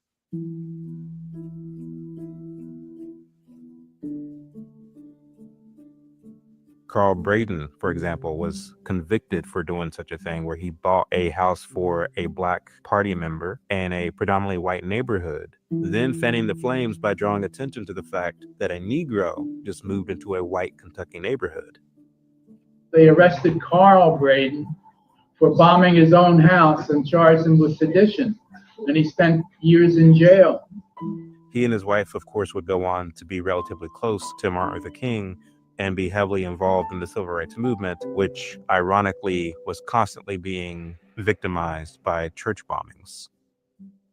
Although the Soviet directive to demoralize blacks was effective in many ways, it didn't completely solidify blacks to the ranks of the Communist Party. Black Wall Street was built back relatively quickly after the race riot, and so too were many of the other black communities where these riots took place. There were two reasons for this that the communists would come to understand by the 1930s. The first is that you have to remember that Booker T. Washington only died the decade before many of these race riots took place. And so the entrepreneurial spirit was still alive and well in many of the black communities. The second was that they were empowered by their unshakable faith in God, which the communists discovered was a hurdle that they, the communists, couldn't jump simply by being dismissive of religion as an opiate of the people. As a result of this, they set their sights on the church to subvert it for their own goals. And so begins the story of Martin Luther King Jr. It's not only why the Son of God got to be born immaculately. Baby, what we did with Jesus was not supposed to happen. At all. Yeah. We took that cat over and made him ours. There's nothing whatever to do with that white Jesus in Montgomery, Alabama, that white church. We did something else with him. We made him ours. Some of us knew he was always really a nigger. Thoughts? All right, no surprise. But Bible says no weapon formed against us shall prosper. And that's what we're seeing. It has prospered for a season. Mm-hmm. But that season is coming to an end. And the attempts that they made, all of these conspiracies that they formed against the people of the United States to create division, and they did create some division, but it was never truly and fully and completely effective against the people of the United States. One of those things that kind of tells me, in my own personal experience and understanding, that we are a chosen nation by God, and we do care about God here. We may be misguided, and that's fine, but we had to go through these things so that way we could be hardened against these attempts in the future. Hmm? We were a very God-fearing nation before, and when all of these kinds of things were going on, we had to start asking ourselves a lot of questions as a nation, as human beings. What is right? What is wrong? Why are things not going the way that we think they should? But most people in the end probably didn't care about a lot of the stuff that was going on TV. So much has been sold to us through that box that has convinced so many people that things aren't the way they should be, or that they are supposed to be the way they should never have been. Yeah. But we have woken up, and we are waking. Well, actually, we haven't woken up yet, but we are waking up. And that is something that is the exact opposite of what they've tried so hard to do, at least since Jekyll Island. Yes. And so they have not been successful in their little season that they have taken over the country. Mm-hmm. But at the same time, they've never truly had the power. We're recognizing that now. And so we are growing beyond that, and it will be much more focused on the right and proper things that this nation was intended to be. Yeah. As a free and equal people working together as citizens, as opposed to subjects enslaved by a ruling elite, which is what this nation never should have been. Never. Should have never been. But it's all changing now. It is. Release the DOGE. Are you ready? Yeah. How about some Kelly? All right. Let's listen. All right. So in regards to Judgment Day, Jesus says, not all who call out to me, Lord, Lord, will enter into the kingdom of heaven. What that means is there will be people that he's going to say, depart from me. I never knew you. No, I know. That's a scary scripture, bro. So let's actually take a look at this scripture today. And let's figure out exactly who Jesus is talking about when he says, depart from me. I never knew you. Because the truth is, so many Christians live in fear that this is them.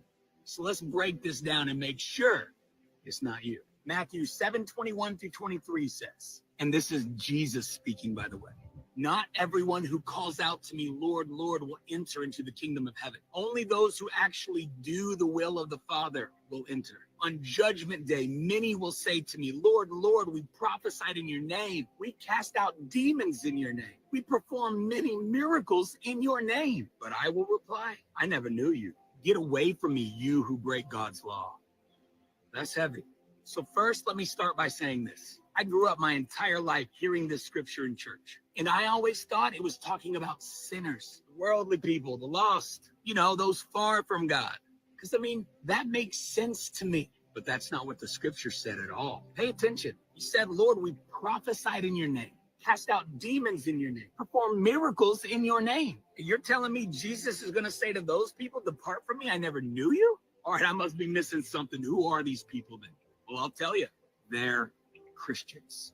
These are the people who have been sitting in the pews next to you every Sunday, week after week, year after year. People you have prayed with, that you're close to. Okay, that's not very comforting. Now I'm really worried. Is it me? How do I know? Well, I am so glad you asked. So the best way that I can think to explain this to you is like this. When I was growing up in the 90s, there was this ad that ran everywhere. TV, radio, commercials, magazines. You could not escape this ad campaign. And that ad was this: secondhand smoke kills. Oh, 90s kids, you remember that? They shoved that down our throats so we were blue in the face, man. And it worked, too. I remember at 10 years old walking into Chili's. My mom and dad walked in. A lady blew some smoke, and I walked through it. I ran into the restaurant shouting, I've got cancer. My mom was like, no, Kelly, that's not how it works. I'm like, yes, it is. I've seen the ads. And don't hear what I'm not saying. I'm not downplaying secondhand smoke. It's bad. But do you know what I think is going to be way more damaging to people than secondhand smoke? Secondhand Jesus. You see, the people in this verse that Jesus is talking about, they have lived their entire Christian lives on secondhand Jesus.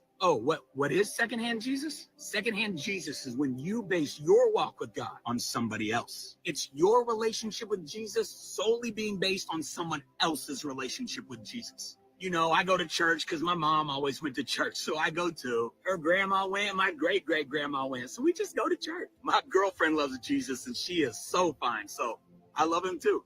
All my friends go to church, and they love Jesus, so yeah, count me in. Secondhand Jesus is when you try to access the Father through somebody else other than Jesus. Now, right now, some of you might be thinking, that's ridiculous. This doesn't happen. No one would ever live that way. Oh, really? It wasn't long ago I got asked to go to a church and pray for an 80-year-old man who had just had a heart attack. The first thing I asked him when I sat down was, do you have a relationship with Jesus? And this is what he said to me. Yeah, my mom did, so I'm good. Excuse me?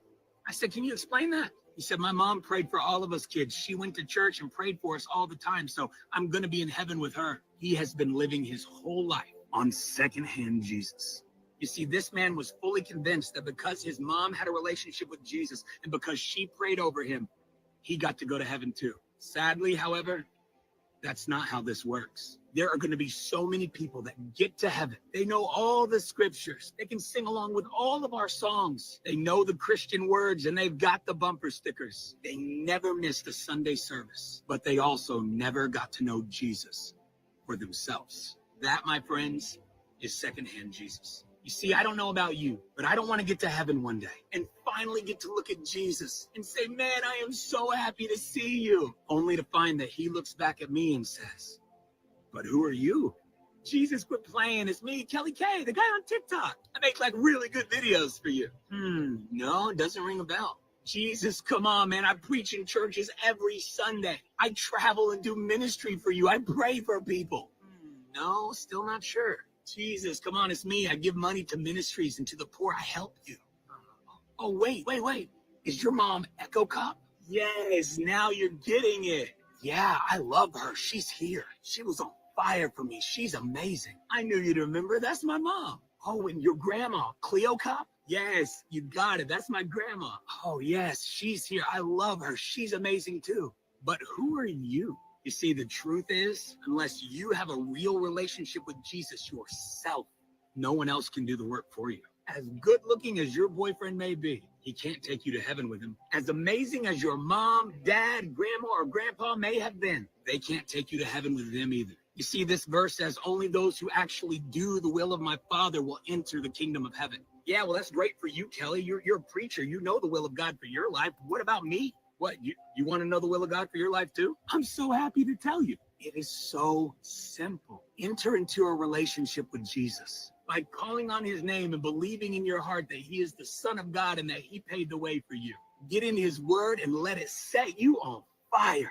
Burn as bright as you can for Jesus, and then go spread that fire as far and as wide as you can. If you do that, when you get to heaven, oh son, Jesus is going to be waiting for you. He's going to be standing there posted up with a high five and me right next to it saying, we've been waiting for you. You see, you can do all the good works in the world in the name of Jesus, but unless you actually know him personally, it's never going to be enough.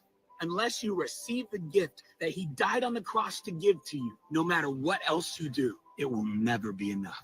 So let me encourage you today.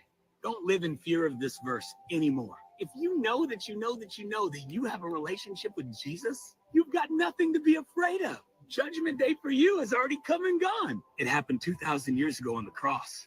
Jesus bought that for you.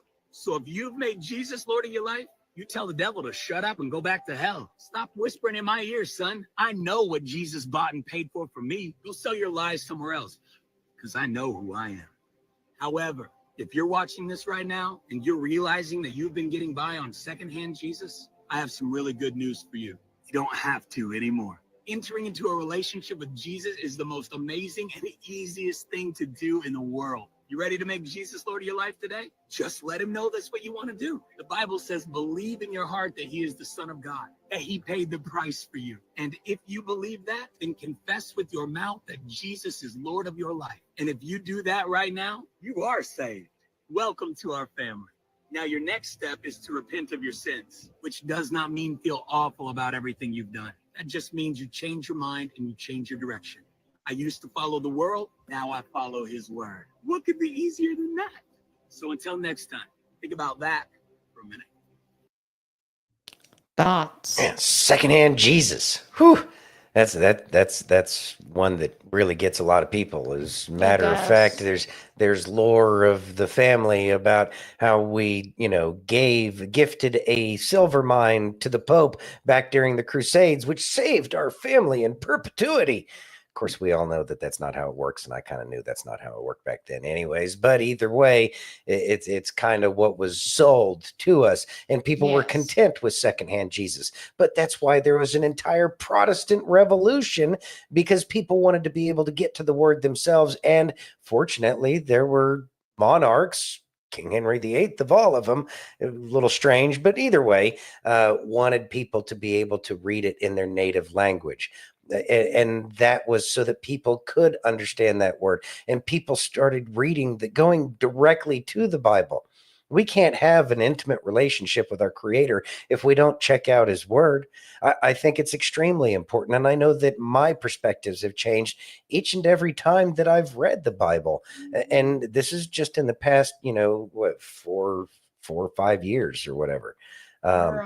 We're on the third year of reading the Bible. Yeah, so third year is what we've been doing the Bible in a year, and we do all these other lesson plans where we get to learn so much, and so many of the people that are in the comments here, they join us in that, and it's amazing. It's amazing because everybody shares their understanding of it, and it's truly heartwarming and educating, and it's really helps in life in terms of understanding the trials and tribulations that we go through on every single day. On a daily basis, we go through this.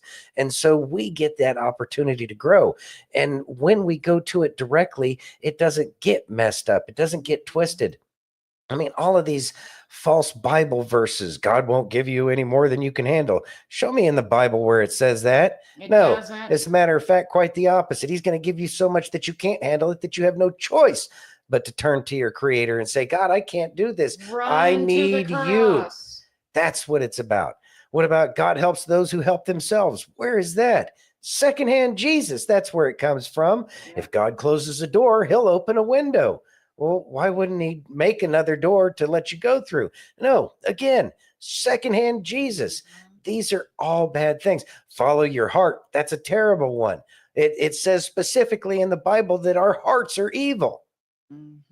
We need to understand what our real heart is, but we need to bounce that off of our understanding of what we read on the Bible, in the Bible, rather. Yes. So make sure that only you can get a personal relationship with your creator. And the only way to understand what he is telling you is to go directly to it. Go to the book yourself. And I can tell you that when Santino and I get up in the morning and we do our Bible app and we do our Bible studies, it really sets the tone for the day. And if we go through the day and like we got up late or we were busy or whatever, the day goes miserable. It goes miserable. It's so awful. It is so much better to stick with how we do it, and we love it. And if you guys, if you guys ever want to join us with the Bible app, please let me know. Yeah, let us know. To send you an invitation. It is amazing, and we have. I don't always comment. Kay doesn't always comment but there's because so many people that have such amazing comments, and it helps so much as we're learning. And we do truly appreciate and enjoy all of those. Absolutely. Yeah. Are you ready? Yeah. Can you read that, please? All right. ASU professors fail to cancel Christian speakers' dangerous guest talk. Family under attack. You ready? ASU professors failed to cancel Christian speakers' dangerous guest talk titled Family Under Attack. Sounds awfully dangerous to me. Here is a woman who has spoken at many colleges, spoken on behalf of the Catholic Church. She goes around, she talks about the attacks that are hitting us here in the Western world, attacks against the family. And it's unambiguous. These attacks are real. The attackers don't deny it. They want to remove, to decentralize, so to speak, the nuclear family. They want the children to be raised by the village, or better yet for them, to be raised by the state. This is what they have stated. This is why they attack families. And this is why they opposed this woman from speaking there. Thankfully, their memo never made it through. According to the article over at thecollegefix.com, Gabrielle Tamat, the assistant editor over there, writes, Arizona State University hosted an event yesterday featuring attorney Mary Hassan, whose Christian beliefs and opposition to gender ideology have sparked outrage from students and faculty. Despite over 100 individuals signing a letter to cancel the event, Hassan still gave her lecture. She talked about recent efforts to dismantle families and undermine American parents. That's true. Again, those who are attacking, they don't deny their actions. They want the family to be demolished. And that's why the event was titled The Family Under Attack. She is, let's go through her qualifications. She's an attorney and policy expert. She's been a keynote speaker for the Holy See during the United Nations Commission and serves as a consultant to the U.S. Conference of Catholic Bishops Committee in Laity, Marriage, Family Life, and Youth. The event coordinator, Amy Shepard, told the College Fix that ASU Center for American Institutions, which organized the event, aims to renew and restore American institutions. My gosh, these evil people. Institutions such as education, civics, law, military, religion, political, healthcare, and, of course, family. The speaker, this is Shepard again, the speaker is a family and child expert whom our donors requested speak about the topic. We allow all our speakers to present their point of view. The luncheon attendees then ask questions of the speaker. You mean, wait, so the professor said it was dangerous, so they're not going out listening to the speaker getting riled up and then grabbing pitchforks and hunting down gay people or something. That's what I thought that's what was going to happen based upon the unhinged responses by the professors and many of the students.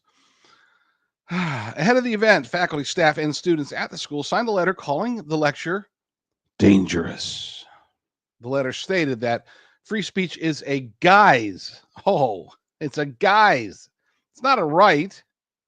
It's a guise used by those who seek to marginalize and disempower identity groups such as those within the LGBTQ plus community. To be clear, this is not just an ideological conversation. The lives of LGBTQ plus youth and people are literally at stake. Wow. Shepard told the Fix that the Center for American Institutions never received the letter, so no response was made.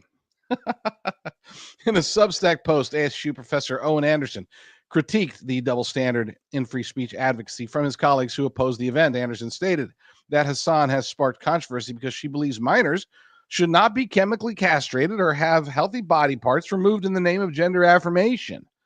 Imagine that. And now we get to the point. This is why they want to stop it. This really is about the family, but it's worse than that.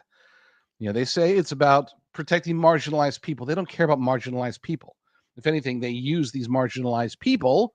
They try to marginalize more people, and then they cast them aside if ever they have questions, if ever they want to detransition. There is no person more hated than somebody who is publicly transitioned and then come to their senses and try to detransition. Unfortunately, in most cases, they can't. If they've gone through the castration, the genital mutilation that often accompanies quote unquote gender affirming care, then there's nothing they can do. They will never be able to reverse it. They will never be able to have children. And that is the point. It's not just about the children, by the way. That's a good part of it.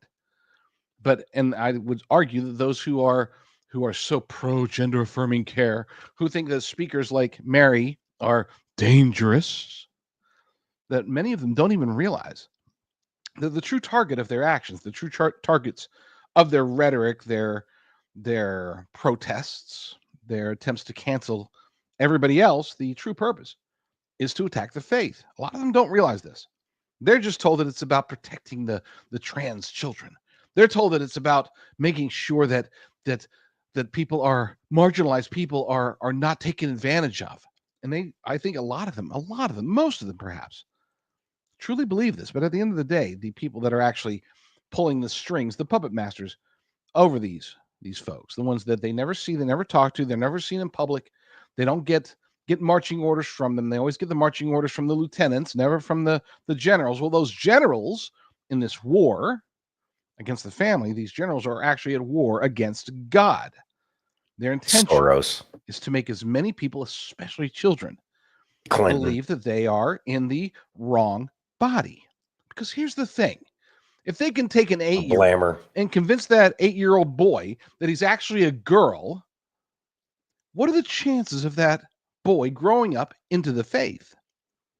Those chances are reduced dramatically. Why? Because this child, in their most vulnerable stage, they have been told that there's only two possibilities. Either God made a mistake and put you in the wrong body, or God doesn't exist. Those are the only two possibilities when you can get a kid to think that they're trans, when you can groom them, indoctrinate them, brainwash them into this false ideology. And again, I would argue that many, if not most, of the people that are involved in this don't realize it. They don't know what they're doing. And I'm not making that as an excuse for them. I'm just telling you that a lot of the enemies of God, a lot of the people that are fighting against the faith, against the biblical worldview, have no idea that they're fighting against the biblical worldview. They think in their own warped, brainwashed minds, they think that they're doing good because this kid came in and she had short hair one day, and it's like, oh my gosh, you must be a boy now. Congratulations. Here, I'm going to shower you with all the love and attention and privileges and perks. You're going to be treated better now that you've you've switched genders. And this kid's like, dude, I just cut my hair, but this is kind of cool. I am getting special treatment. People are liking me a lot more, loving on me a lot more. This is great. All the way up until the point where they start to question things. They start to realize that maybe they are in the process of making a mistake. That's the best case scenario, or the worst case scenario, that they already have made a tremendous mistake, that their parents and teachers and anybody else around them who could have and should have stopped them because they didn't act, or in some cases because they couldn't act, especially when you have parents that have differing views. That's when it gets really sad. And that's when these poor kids, sometimes even in adulthood, they get cast aside. They are the most hated people in the world as far as the demonic LGBTQIA plus supremacy folks go. They might not like Trump. They might not like you. They might not like me, but they hate anybody who has transitioned and who has come to their senses and wants to detransition, because that person's story is a threat to their agenda. And whether they know that their agenda is demonic or not doesn't change the fact that that agenda is demonic. All right. So obviously using the innocent minded, and that's who they've always gone after, is the people who are innocent minded, and then try to twist everything and say, God just did this wrong. Well, no, that's not exactly what happened. He doesn't make mistakes, but these people can't stand the notion of something greater than themselves, so therefore they have to break down this thing that they don't believe in, and eventually I'm sure they'll find a reason to believe in God, but that's neither here nor there, nor is it for me to say. But these kids have been abused in the end, and kids are already in an awkward state because they're trying to understand this life thing when most people don't even understand how to live life themselves. Everybody's confused, and we generally try to chase things that aren't in our own best interests, and usually it's trying to climb some kind of ladder, be it a corporate ladder or the property ladder, etc., etc., etc. And so we get lost in the mundane of life, trying to succeed in these things that never provide any fulfillment. And so they project that onto their children. And of course, if the parents aren't exactly in a healthy state because they're chasing everything that's wrong, their kids are destined to be going through some problems because they want their kids, out of love, to not have to go through whatever it is they're trying to prevent their kid from going through, right? If you didn't have shoes when you were a kid, you're going to make sure not only do you have all the shoes, but your kid's damn going to have shoes too. That is a normal parent reaction. I don't know what would make somebody, I don't know, maybe... I have no idea why anybody would want to change their gender. Sounds like a terrible idea to me. But anyways, these people in their honestly depressive state are open to suggestion.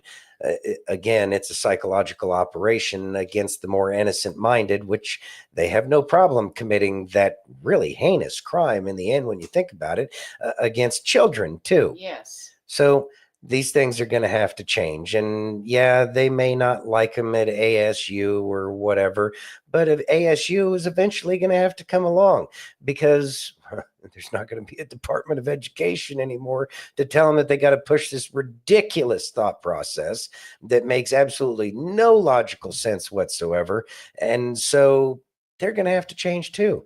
See, they've been too busy trying to make everybody else change, and they never bothered looking within themselves to figure out what it is that they hated about themselves, that they felt the need to change the entire world around them to fit their lifestyle or whatever. Let's let go of the whole ego is not your amigo concept right now, even though that's what this entirely, orbits around. They are now going to have to look at themselves and why they're such terrible human beings, and nobody's going to listen to them, and they're going to have to listen to everybody else for a change. And that's exactly what we've needed for a very long time. We just need to make sure that we're confident in what we're doing, because we know in the end what we are fighting for is a strong family unit. That's all we want. That strong family unit, and who cares what anybody else says? Have that strong family unit and distance yourself between the things that try to break down the family. the traditional family unit, because it got us from Adam and Eve through Noah and then everything ever since. So if it's been working before and things aren't working now, maybe it's the change that we've been going through. Absolutely. It's time for us to go back to traditional values, and a strong family unit will definitely protect everybody in the nation from a smaller place, because in the end, we should care about our family. They've done a good job separating it, but it's not going to be like this much longer. Facts. I mean, seriously. Hmm. It's changing so much, and it's amazing. It is. It's amazing to be alive at this point. Yeah, this is definitely an interesting time. It is. Are you ready? Yeah. Can you read that, please? Yes, I need a monocle. I know. Doomed 27-year-old with college degree says she can't spell and she's not alone. What? Yeah, listen. And they wouldn't give me a job because I didn't have that stupid check in the box, and they can't even freaking spell? Listen. Whatever. I'm 27 years old in a corporate job, and I do not know how to spell. Okay? Because I'm from the generation where I'm in 5th grade, and I had a laptop with spell check on it. That's ridiculous. So now I'm 27 years old, listening to podcasts on how to sound out words and how to spell, because I don't know how. Mind you, I'm educated. I have a bachelor's, but I cannot spell. Ask me how to spell any word. I can't do it. I cannot do it. And if I can't spell, I know my little sisters who are a generation behind me, they can't spell either. We're toast. Thoughts? All right. So, all right, Kay and I have had a lot of conversations because she's really good at math and she can't spell for crap. And I can spell and all that jazz, but I can't math for crap. And so we all have our strengths and weaknesses, but I don't think that it's certainly not this young woman's fault, because she did the things that she was supposed to do. She got the check in the box, she got the job, et cetera, et cetera. But is it really her fault that she can't spell, that the system pushed her through despite the fact that she didn't have the ability to do that basic task? I don't think it's her fault. It is an indictment of the Department of Education, which is why it needs to go away. It's also an indictment of the education system. I know that teachers tried to put up a fight when they were saying, no, you have to pass these kids. And some of those teachers got some kind of administrative action against them, and they recognized, hey, this is my career. I got to do the right thing. And so, or I got to do what's best for me, and ended up screwing over the children in the end. And that's a really sad situation that so many teachers were put in, because they have a desire. So many teachers do have a desire to make sure that the kids are learning, but they aren't given the resources that they need, because all of it's going to USAID or some crap like that. And those programs that are designed to brainwash the children into not understanding what their gender is, as if you can't just do a little check and, oh, okay. It's apparently not that simple anymore.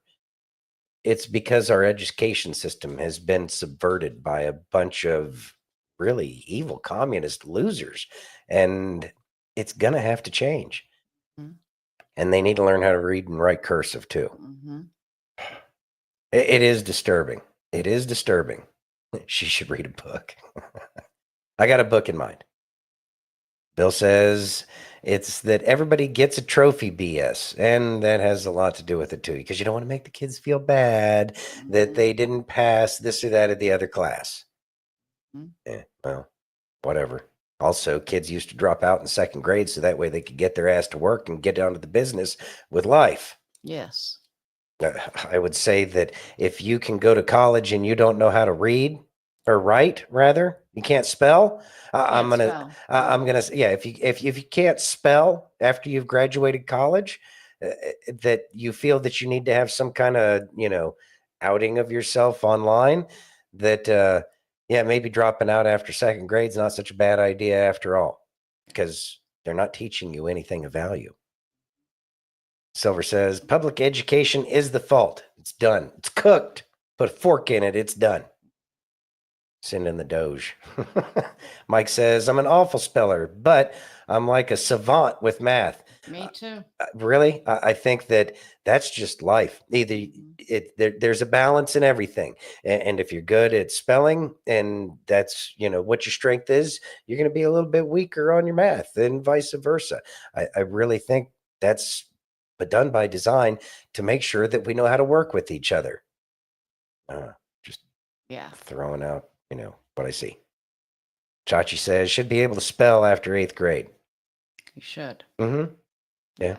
Maybe they need to learn how to teach people how to spell better, and maybe we need to have math teachers that know how to teach math better. I used to have to write my words 100 times. There's a better way than just having to write something 100 times. That's just memorization. That's not gaining understanding.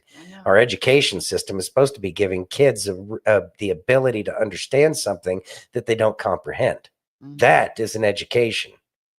Forcing somebody to write something until you beat it into their brain is not teaching anybody anything. I know. Esto says, DOE is a problem and the waste in districts. Oh, yeah. I got some opinions about that one. Silver says, Trump is moving education to the states. It should be, but the states aren't exactly the best either. So I don't know how this one's going to work out. Oh, the whole Common Core thing. Yeah, Liberty. Common Core is designed to make kids stupid. What is this F-Clan? I don't know what that is. What are you sharing? Okay, well, anyways, drive on. Are you ready? Yeah. Let's listen. All right, we shall. You have to make sure you don't allow people to make your issue your identity. You did it. You are not it. Can we be honest? Some of us have done some dumb things, but do not let your issue or anybody else make your issue your identity. What can God do with damage? He calls for it. And some of y'all have not been answering the call. You're broken? I like that. You're fractured? Come on. But I want you to bring all your damaged areas to me so I can raise you up as a testimony in that area. And some of you today, all God's saying is, I want your damage. Stop hiding it. Stop acting like it didn't happen. You were abused when you were young and your family doesn't even know it. You've blocked it out. You suppressed it. And you're wondering why you're dealing with anxiety so much. Because it was never meant to stay on the inside of you. I'm calling for the damage. Thoughts? So, kind of a little bit, acid does more to the vessel in which it is stored than that on which it is poured. We can't hold on to that anger. It is an acid. It is an acid that eats away at us and is probably the major cause of so many heart and circulatory problems that we have. Because if we were using our heart, we wouldn't be angry, but we're using our heart for anger instead. So we need to make sure that we're utilizing love so that way that acid, we're not holding on to it. Absolutely. End Are of you thought. ready? Yeah. Can you read that, please? Attorney General Pam Bondi is cracking down on sanctuary cities. Let's listen. Mm-hmm. I'm glad to hear that. Let me start with you've cracked down on sanctuary cities. The DOJ has put a pause on all federal funding to sanctuary cities and states. You filed a lawsuit against Chicago and the state of Illinois for being a sanctuary city. Am I wrong in my interpretation that a sanctuary city is aiding and abetting in lawbreaking? Sean, what they're doing is they are choosing illegal aliens over the safety and security of their own citizens and the men and women of law enforcement who are out there trying to protect their citizens. Not only did we sue today the city of Chicago, we sued the state of Illinois, we sued the mayor, we sued the governor, and we sued others. And let me be very clear, if you don't comply with federal law, you're going to be next. Thoughts? I just wanted to share a definition. Sedition, conduct or speech inciting people to rebel against the authority of a state or monarch. Well, we don't have a monarch here, but sure does seem that they are inciting people to rebel, does it not? And they are utilizing government resources, lower level government resources, to fight against the the state, and that didn't work out well for the South in the past, and I don't think it's going to work out very well this time either. And isn't it interesting that it's the same group of political party that's still trying to enslave people all along? Who's going to, pick our crops, be they cotton crops or whatever crops they seem to be growing nowadays? Right. Who's going to mow our grass? Probably some teenager that needs a job. Right. There's plenty of American citizens who need jobs last time I checked. Yeah. So, yeah, Democrats and the party of slavery. And we're sick of that. And I pray that so many of those in the Democrat Party who are perpetuating this, especially the uber elites over in New York, that are what is it? It's some parts in Long Island, if I'm not mistaken. They're talking to the police and asking them to fight against ICE, and the police are like, "Nope, we're not in the middle of this. We're just here to protect, where we're at." Yeah, you're basically asking a government official to break the law, and that's not going to work well. And I pray that the full weight of the law is brought down, even if we do have to crack out some of the laws from the late 1800s. Silver says, my town, San Diego, is not officially a sanctuary city, but acts like one. Yeah, y'all are right on the border, sadly. I know. This is going to be a while before we get to California. I think they're trying to clear out Colorado right now. Yeah. But once we get some areas cleaned out, make all the difference in the world. It really will. It's happening. It's just not going to happen as fast as we want, but it is certainly happening. I think it's happening pretty darn fast. It's happening fast. Yeah. They're having to turn every which way, and they can't do it. Yeah. What was it? The little boy who tried to put his finger in all the holes in the dike? Yeah. Yeah, that's what they're doing right now. That's not going to work. Yeah. Jenny says, a friend sent me a video of ICE in Western New York. Really? Local law won't cooperate with the feds. That's not going to work out well for them. I'm sure that names are being taken, and that will not work out for them in the future. They think they're slick. It's just not going to happen the way they think it is. Exactly. You ready? It's because the people are fully supportive of President Trump, because his mandate was to get the illegals out of this nation.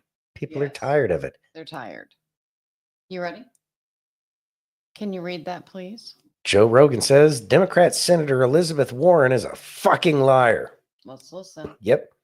There are a lot of things that get said. Like, I don't know if you saw this, but Elizabeth Warren got confronted, and it's on Twitter this morning. She got confronted about the amount of money that she's received from pharmaceutical drug companies. She said she's never received any money from pharmaceutical drug companies and never received any monies from any PACs.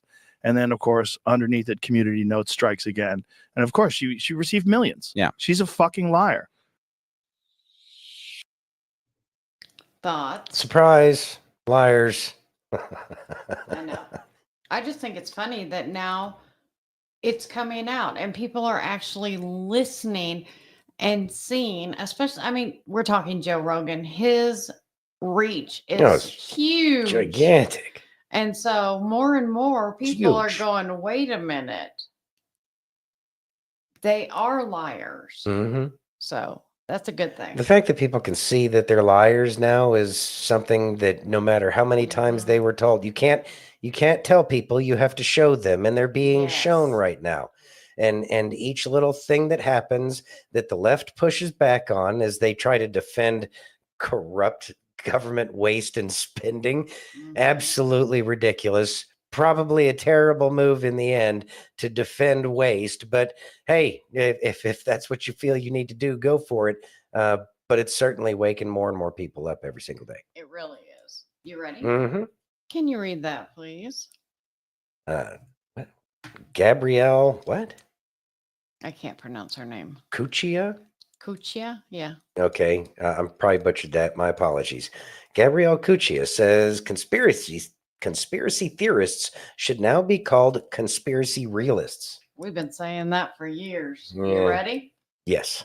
And former Trump White House staffer Gabrielle Cuccia. I want to put this up. This is from our Fox voter analysis back in November. 83%, Gabrielle. I mean, we voted for exactly what's happening right now in this country. Trace, you're absolutely right. That 83% just reflects the nationwide sentiment that what we were once all called conspiracy theorists, we are now conspiracy realists, because I can tell you right now, the example of USAID is no different than how our government has been operating when they asked the mainstream media, when you check out how Politico got all that money from USAID, the government utilizes media outlets to do their bidding. It has been in our history, and Americans need to understand their history. You talk about Operation Mockingbird. You can talk about the Church Committee report. That was about 400 journalists that were CIA journalists. You talk about NBC, CNN. They've had folks as well under their regime. This is far and wide, and USAID is just this clear example right now. If you don't know your history, catch on up, because it's happening right before your eyes, Trace. It is indeed. Thoughts? So the whole conspiracy thing, obviously a CIA operation, just the word itself, conspiracy theorist, it was designed to diminish and silence people. And it worked for a long time. But, you know, once President Trump came around, more and more people started to wake up about everything that was going on. And people started to see the truth. And now more and more people are starting to see the truth. I appreciate the moniker of conspiracy theorist now, because it's kind of a badge of honor. It was not for a while, and you got shunned for that, but that's okay. It's because people were afraid. Plato, nothing is more tragic than men who are afraid of the light. And so many people have been afraid of the truth, the light that is the truth, and now they're starting to see it.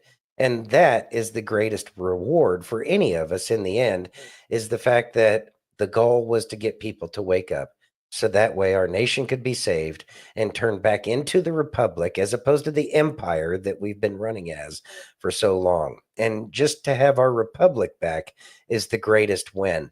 And the concept, the dream, the real dream of America, not a house with a white picket fence and 2.4 kids or whatever the hell it is. It is truly having a constitution that was written for our nation to be the law of the land, without all of this superfluous crap going on. So that way we can live as free people that are free to do whatever it is we want, within the confines of the fact that it doesn't interfere with anybody else's individual liberty. If more and more people can wake up to that concept, we'll be doing so much better. So much better. We're getting there. We got to stay on the gas pedal and keep on, talking to everybody. Everybody. Because more and more people really are talking about, how many people know about Project Mockingbird now and don't mock it. Correct. And understand what it is. How many people know about Big Mike? Yes. So many people, I think that that's one of the big ones that a lot of people know more than anything else, is the fact that Michael Obama is a tranny. Thanks to Joan Rivers. Sadly, she paid for that information with her life. She did.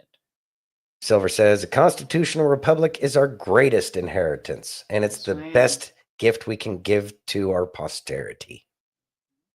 Are you ready? Yes, ma'am. Let's listen. All right. If God ain't ready, then it ain't time. If he not ready, then it's just not time for it. Oh man, I was supposed to have this and this at this time. If it ain't done it, it ain't time, y'all. That's something y'all gotta realize. You have to wait on God. And then guess what? You wanna go and you wanna do it by yourself. And you mess up every time. Why? Because you don't wait on God. When God is ready, that is when the time is ready. That is when it's the right time. When God is ready. And you can't rush God. You can't rush him. So I want to let y'all know. Wait on God. Thoughts? We seem to know it when we're kids. It makes sense to us when we're that young. And it's great. But then again, in the Bible, it says a child shall lead them. Lead us back to that level of understanding. Oh, Mike, thank you very much. Thank you, Mike. Thank you, Mike. I appreciate that. He just Thank thanked you. us for what we do. I appreciate that. Thank Mike. you. Thank you. You're thank awesome, you. man. You ready? Yeah. Let's listen. All righty. Jesus is my Lord and Savior. It's someone that I look up to every single day to decide what I want to do with my life and how I want to live my life. And so Jesus is everything to me at the end of the day. But I always lean on Acts 20:7-12 about a boy named Eutychus and his faith and him listening to a sermon and falling and dying and coming back to life. And it just spoke to me at that moment of how I need to live my life and how I need to be fully invested in God. Patrick Mahomes. Yeah, I gathered that. Oops, excuse me. Thoughts? So- But see, more and more of that's coming out. Like Tim Tebow went through he would so actually, yeah. much. Oh, yeah. And now all these people are coming out and saying, yes, Jesus Christ is my Lord and Savior. It's nice that there's a freedom of speech again. Yes. That goes directly hand in hand with that freedom of religion, huh? Yeah. People haven't been allowed to speak for so long. Tim Tebow was that was exactly where I was going to go with it too. Launching pad for all these people Yeah. to be able to do that. And so, you know what? It's a possibility now. And these are the things that tell me that things are looking up. You know, the freedom to be able to express your religion is extremely important. Sadly, only selected religions have been allowed to talk, but that's changing too. It's changing. Not that we want to take away their ability to speak about No. their faith. Not at all. That's not what this nation is about. We just want to be able to talk about ours too. Yeah. And in the end, is that really asking for too much? No. You know, just because you're offended by a faith of any kind doesn't mean that you're right. As a matter of fact, in this nation, it means you're wrong, and that everybody has the ability to communicate their faith and their religion, whatever that may be, even if it is a flying spaghetti monster. To each their own. To each their own. Good luck with that one. Yeah. Yeah. You ready? Yep. Let's listen. If I were to ask you who you were, would you know more than just your name? When did I become so numb? All right, honey, lay it on us. Really not a whole lot to add to that one other than, do you really know who you are deep down inside? There's things that we think we might know, but it's so much deeper than that. And the only way you can do that is to spend time with yourself and in meditation to understand who you are. So make sure that you are knowing deep down inside who you really are. Yes. And don't, when that question is asked, it's not, like, who are you, Kay?